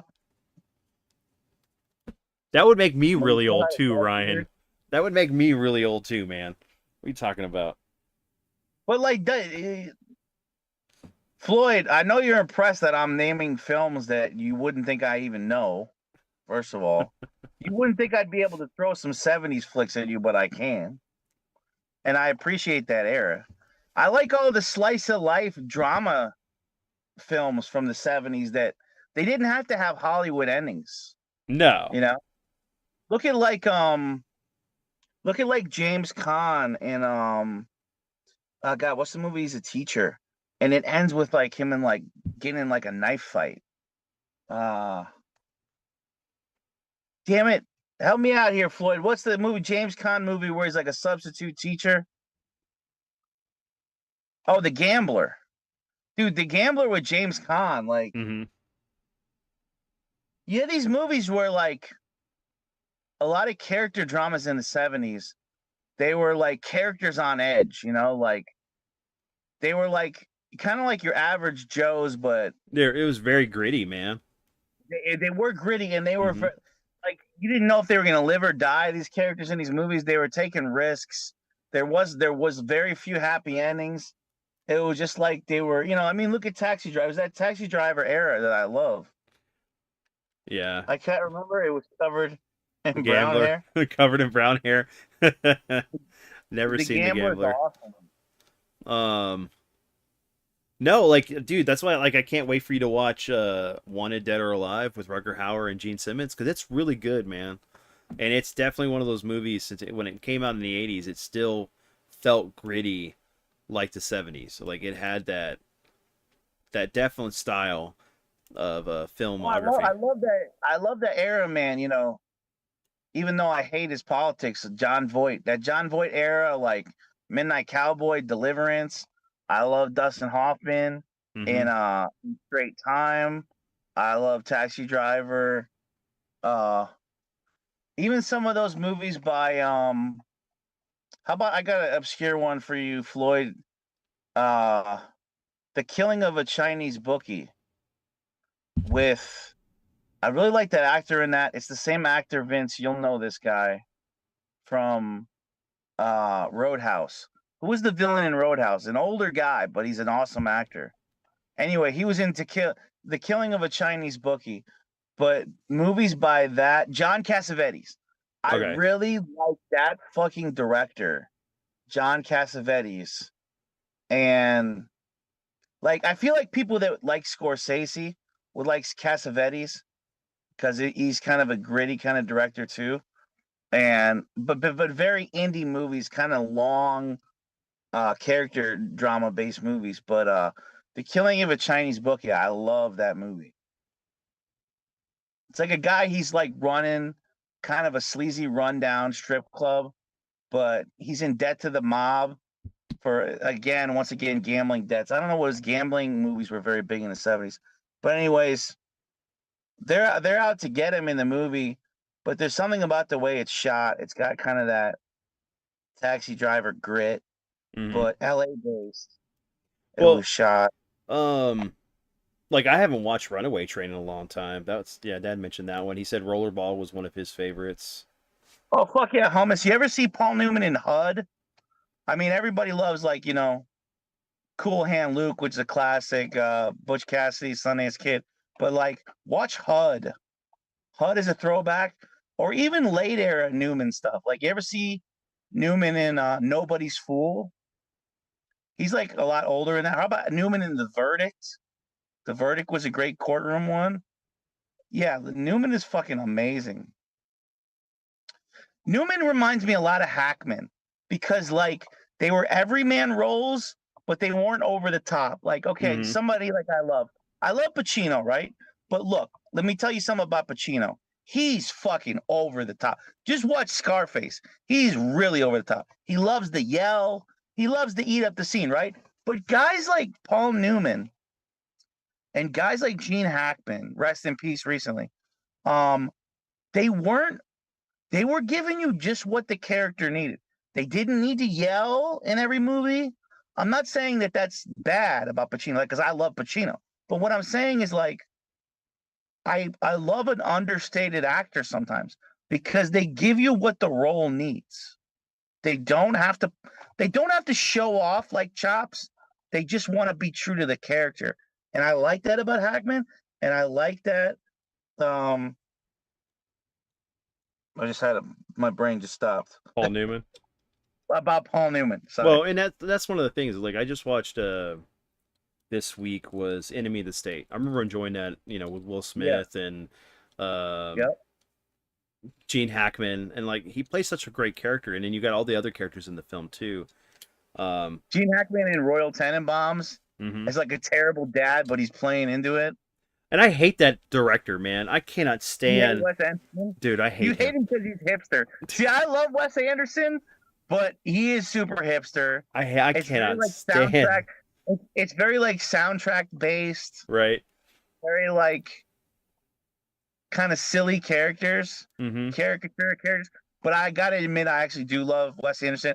I love like Bottle Rocket, Royal Tenenbaums.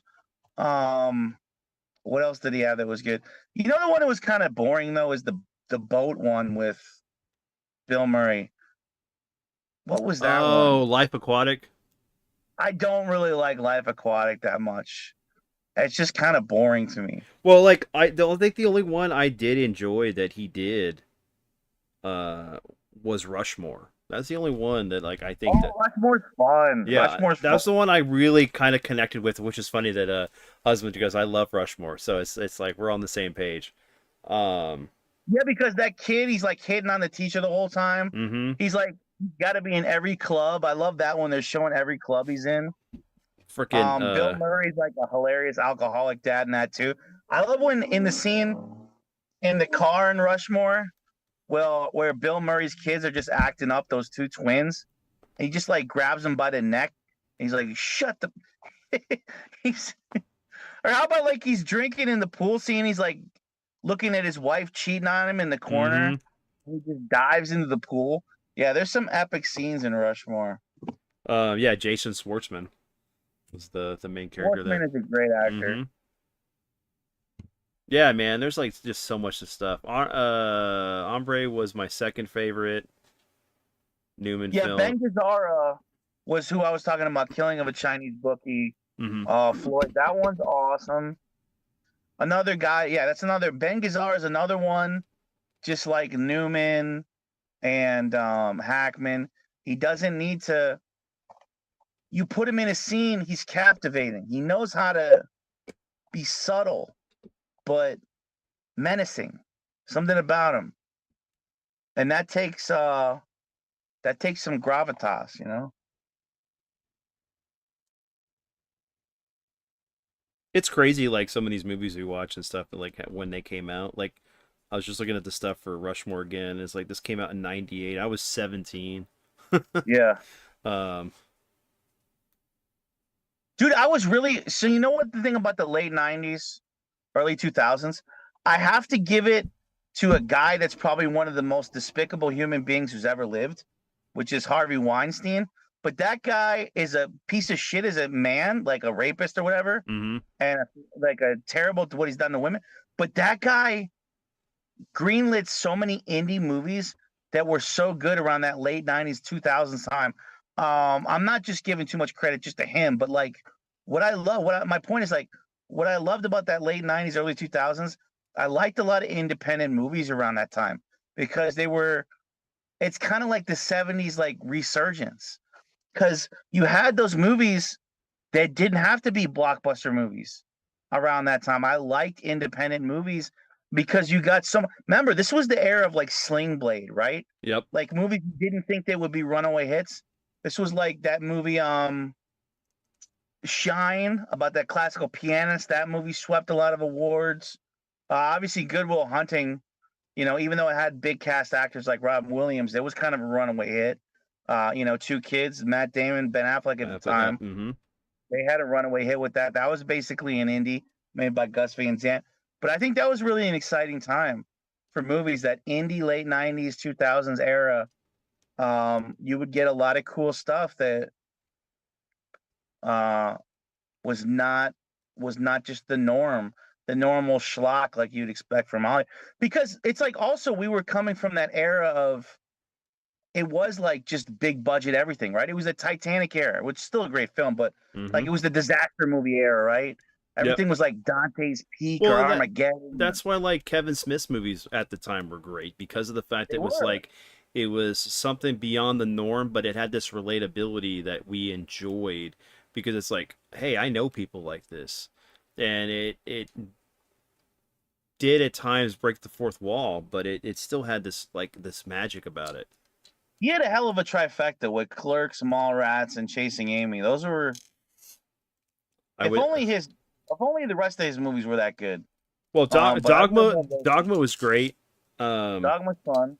so, but yeah, I know I agree with you. I mean, if I think he got a little too Hollywood, I think he got a little too to the point of like Yeah, I mean, where once he like, got to like New Jersey Girl, it's just like you're just doing some phoned in hmm blockbuster crap now. Like, what is this?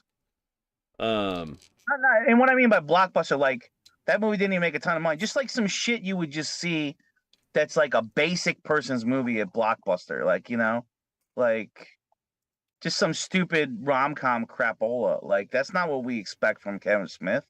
well, and a lot of times Yeah. when we do art and stuff and things that were going on, a lot of times those things are reflections of our situations.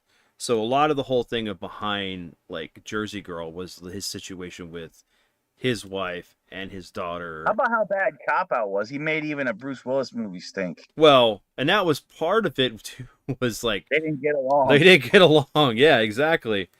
I mean, geez.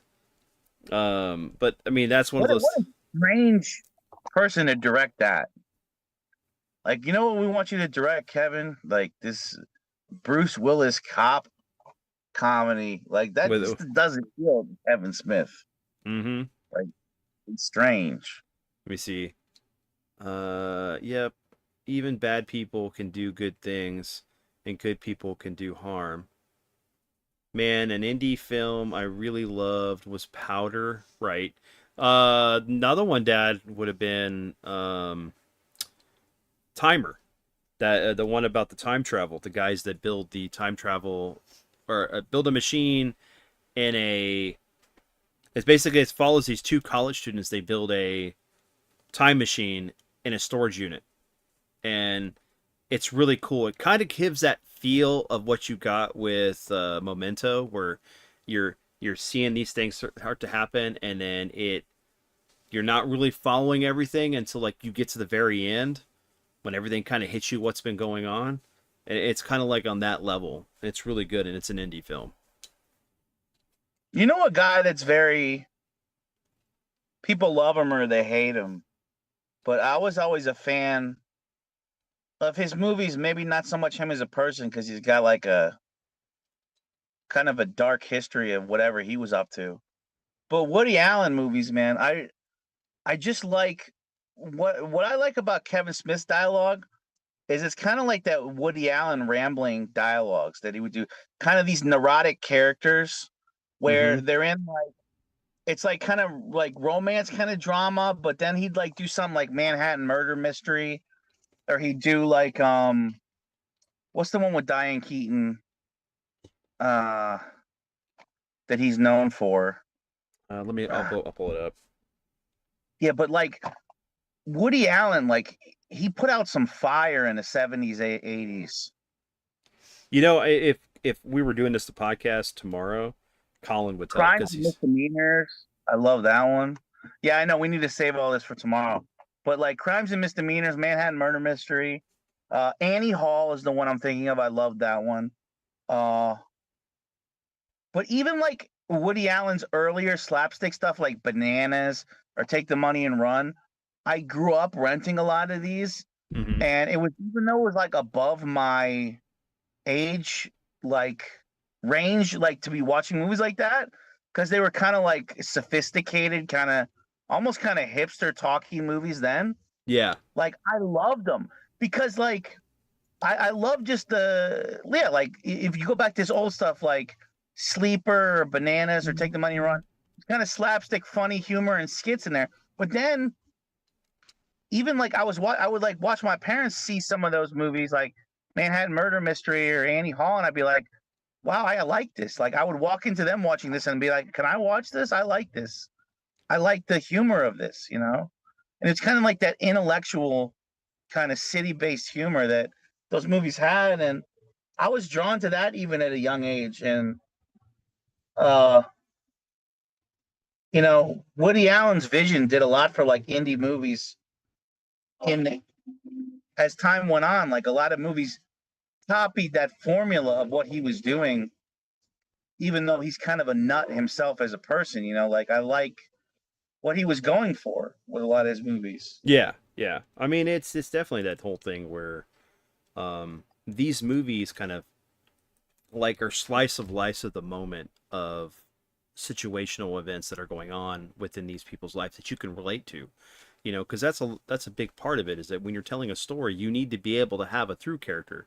And it's great Yeah. when like every character in the film is someone you can relate to, that keeps you going on this train, that like you're enjoying every moment of it. um you know, that's why like the magic of Kevin Smith, you know, going back to him with his filmography back then was so good. um There was like a vibe to Vince. I don't know if you've seen like a lot of Woody Allen's movies, but like you always get the classic white font starting it, some like old throwback jazz soundtrack. It's very dialogue heavy, but the conversations are always like intriguing. And it's like observational humor in a lot of it. You relate to the characters. It pulls you in. There's a lot of narration. mhm. I love that because it's an escape from like the typical stuff. When I would watch those, it's almost like comforting to watch some of his movies. They're just kind of like wandering around the city and just, you feel like you're there in New York Mhm. with a lot of them. Well, it's sometimes like one of the, like when you watch a film where, you know, you really can't relate to what's going on, like the day-to-day life of a film. Yeah, exactly like Dad said. um you know, when you're watching a movie and it's like, I have no basis to relate to anything that's going on here.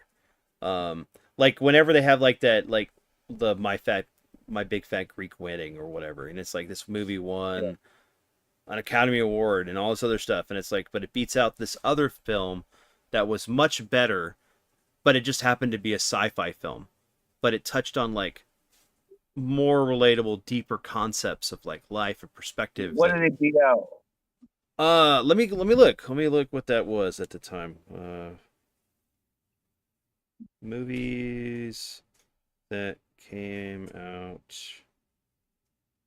around my fat Greek wedding. It's funny, you type in movies that came out around this, but then it goes, you get the questions It of, wasn't Minority Report, was it? Was that what it beat out? well, hold on, we're looking at I 2002. like So that. here's 2002. There we go. So let's look at movies that came out in 2002. Oh, fuck. Fat fingered my phone. Star Wars Attack of the Clones, 28 Days Later, Equilibrium, Minority Report, Star Trek Oh, I was right on Nemesis. that, huh? Yep. Wow. Godzilla versus Mechagodzilla, Firefly, The Time Machine, which was a fantastic movie, an adaptation of the book. I mean, Cheerleader Ninjas. I mean, come on. I'm just joking there, but that is a movie down there. Signs, Rollerball. Let's see. High Crimes, Lord of the Rings, Two Towers, Blade 2, Adventures of Pluto Nash, Fuck that uh, movie. Bubba Hotep, fantastic film. Uh, We Are Soldiers, Narc. Yeah, what the hell was going on with Eddie during this time? What was going on with Eddie during like the Pluto Nash Norbit era? Like, who was his agent and what the fuck at that time, dude? What the was that? Um, I don't know. Maybe, dude. I think it was because of the fact he had kids at the time, and he started making films that his kids could relate to. And that happens with actors sometimes. When they have children, they start doing stuff where they want to make films that their kids can watch. It's like they can't go and make Raw 3 and everything be okay. Let me see. So you got like Collateral Damage, which was good. That was one of the last few movies that Arnold did before he got into becoming the governor. Some of All Fears. The Scorpion King was bad. At least the CGI was bad on it. There was the pianist Was on. the Rock in that one? Yeah, that was the one with the Rock where he played the. Yeah, that was the origin of his Scorpion character. Let me see. You got We Were Soldiers, Murder in Numbers. I don't remember watching the boat trip. Oh my jeez. Macross Zero came How out. did, by the way, how did we wrap up the two toy lines? Like, Oh, well, we were done. I mean, we can wrap up right now. I haven't. We just got in this conversation of films yeah, and stuff. Um, I mean, I overall, think go ahead. Go ahead. these are toy lines that, man, more people need to appreciate these two. Oh yeah, I I got agree. really excited, like I was saying, collecting for these two. Um, I felt like it added a lot of. Sometimes, like, I'll add things to my toy collection, and I feel like it adds a lot of personality to it. Hmm. You know, sounds kind of like a strange, like, way to think or collect, but like I really think that way. Like when I add some of these toy lines that are maybe not the most popular ones, but they're figures I genuinely really like the sculpts on or the animated shows they're based on, I really do feel like it adds some personality to the. It's like this is the feeling when I go in my toy room, game room. I have the feeling like I'm walking in like one of the best curated antique stores or something. That magic feeling of like you turn the corner and like, oh my God, that's so cool. They have that. It's like I want that kind of a vibe for my toy room, like that kind of magic where you're as your eyes go around, you're seeing so many different toy lines of memories. And I like adding that little bit of bits of personality to it. You know? That's why I'll have like stuff like an Alf plush or like Teddy Ruxpin in there and Hmm. My Pet Monster and just like little bits and pieces of important toy lines or characters, you know. So I feel like, if maybe like any Motu or Thundercats fans are listening to this, like if you see like a lot of these toys we went over and from these two shows, I feel like you might enjoy getting into some of this, like expand your toy line horizons. Don't feel like you just got to get turtles because everybody's getting turtles. Like I love turtles too, but like you don't have to only get that. You can it's like when you're listening to music. Like you're gonna go down some wormholes, right? Hmm. Like when you go on like a YouTube wormhole, you end up somewhere different than you started, right? Well, do that with some toy lines. Do that with some Get into movies. some Yeah, do that with some movies, do that with everything. But because you might find some toy lines that you didn't know about as much, and now you dig it, and now you're watching the show. Diversify. What's up, Haste? He said that Retro Ryan is my spirit animal. Yeah, I like that paste. Thank you. Yeah. I love how humble you are, Ryan. I'm going to recommend you for sainthood. There you go. This is how I feel about my game room.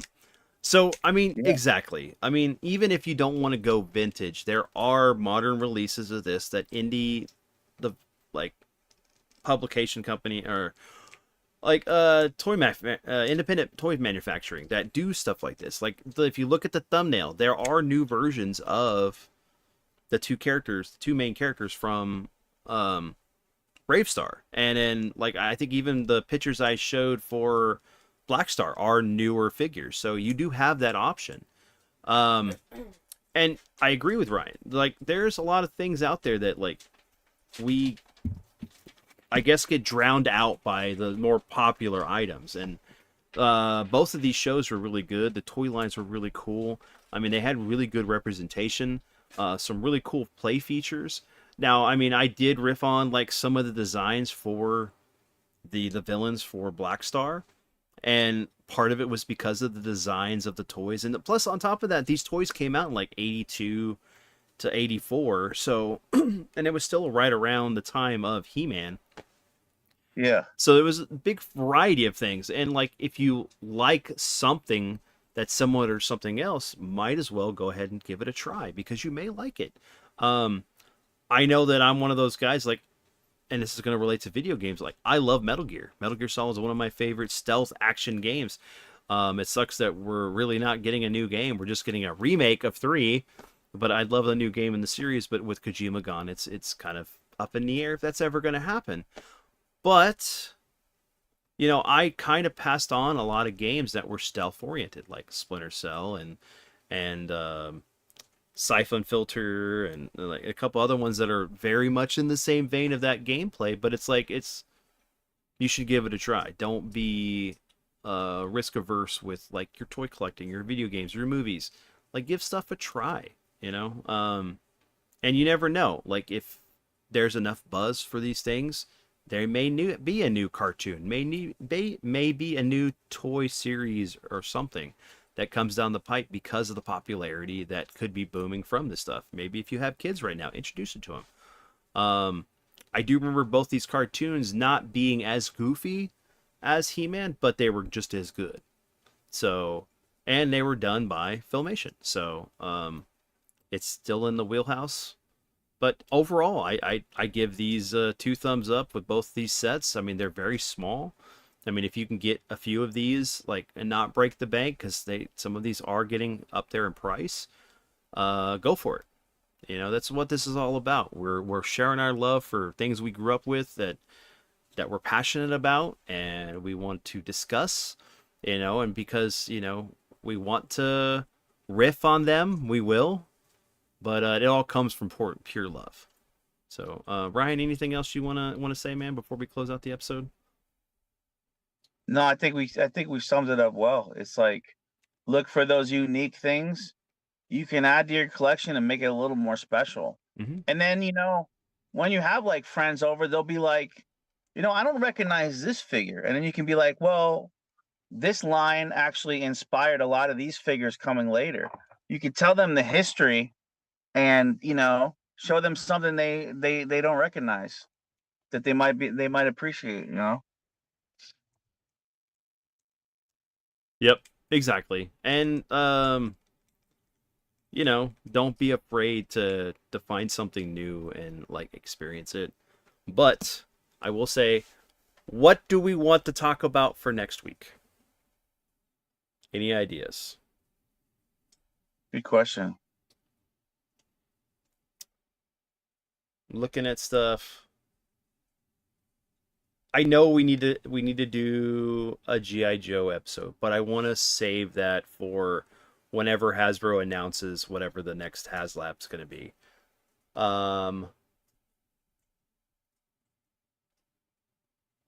It'll be nice to do. It'll be nice. We're talking about like doing stuff that's kind of down left field. Mm-hmm. We could go in something weird like a stone protectors or something, or like that line makes me laugh so much, dude. We'd have to do a wacky episode, a wacky toy episode, and it's like stone protectors and then some other stuff. I mean, but we could do like Care Bears or branch off to do something like that. Care Bears and My Little Pony. Oh man, you heard my wife. Maybe Rainbow. Maybe Rainbow. All 3. What? That's gonna be painful for me to do that. That's gonna be painful for him to do. Care Bears, My Little Pony, and Rainbow Bright. Rainbow Bright. Oh my god! And if you could put Strawberry Shortcake in there, they're very small little things. Maybe I'll have you host this episode Absolutely one day. Not. I sent you a. That sounds great. Yeah, tell Hannah that sounds brutal. That sounds brutal for Ryan. Am I gonna have to wear a skirt while I do that one? Is he gonna have to wear a skirt? Just a little kill, it's all. Just a little. You know what we could do? I mean, we've already technically covered this, but like, there is the all the McDonald toys. Yep. We could do the ones that are. The one that would be left If you field. do McDonald toys, can we do Teeny Beanie Babies? Well, this will be like, it's like I think one that would be fun is Dino Riders, because it's like known with a cult status, but it's not too known, and they're amazing. They're amazing for what they are. So let me Dino go. Riders is fun. Let me go look. So we're gonna go into the D's. We got Dino Riders. Let me go pull it up We here. haven't covered anything quite like Dino Riders. So if we do the Tycho Dino Riders from 87 to 90, that's 73 figures. We can do that. I'd love to do Dino Riders. Yeah, we'll do Dino Riders next. Okay, that sounds good. Yeah, it's definitely something very different than what we've covered. Yeah. Okay, so I'll get working on a thumbnail for that. But yeah, everyone, we really hope you enjoyed this episode. We will be back next Friday with Dino Riders at the request of Retro Ryan. If there is a line that you want us to cover, outside of girly toys, but you know, we don't mind, but it just depends. Leave a comment in the comment section. Let us know what you want. You know what I'd love to do? Let me ask you this, Vince. I think this would be a cool idea. What's up? Okay. You know how a suggestion box, like you never know what people are saying? Okay, this is my problem with polls. It's like a popularity contest sometimes of like, oh, people are voting for this, so I'll vote for that. Well, what if we took kind of like blind suggestions? Like, I'd love to know, like, if people had to private message you which toy lines to do, Mhm. so that not everybody sees it, so we could get more of an accurate read on, like, you know, everybody private messaging me, but like 5 people asked for Jurassic Park toys. Like, I think that would be more, with a lack of a better word, unmolested of a choice, you know, because I feel like when you put a poll up, there's something I don't like about a poll, because I could swear it's like when one topic is like a runaway winner, then other people start jumping on it, right? Yeah. But if not everybody knows everybody's picks, it's less tainted. So what if like you have your email in your Discord and people have to private just send you in the subject line of the message, just say the toy line you want. Okay. And like so that nobody can see it. So let me figure that out. So what we'll do is, like, next episode, whatever we decide of how we want to run this, I will put the details at the end of the episode and a description of the video, and people can email us about a vote, a tally of what they want as far as like what brand to talk about. But bringing up Jurassic Park, man, I'd love to talk about some Kenner Jurassic Park figures. Well, yeah, and it's like I'd love to know that if people are like wanting that, they don't have to have judgment for seeing that. Like Anna just said, like she wants Care Bears, right? Yes. Well, somebody's more likely to tell you privately the toy line they really want because there's no judgment on it. Like somebody out there could like fucking Stretch Armstrong, but maybe they're scared that people will, you know, aren't going to think that's cool enough that I picked that. You know, there's stupid stuff like that happens. You know what happens in. Oh yeah. When you have a visual thing, when everybody can see what's going on, you know, it does, because it is scientifically proven that people tend to vote for the popular thing because of peer pressure or because of the fact that it's a group thing.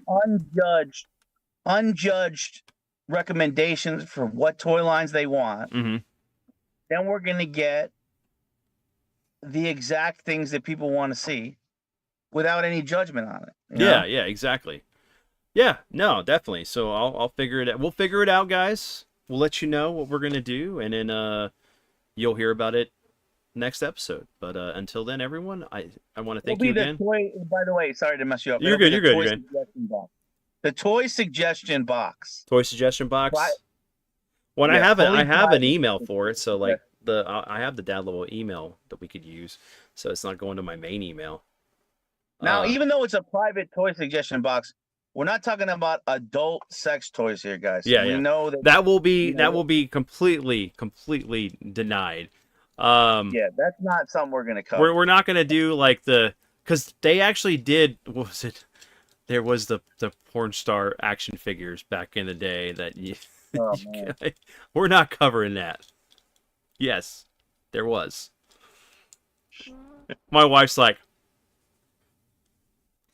You know, can only she knows imagine. us. We're gonna get edgy like that.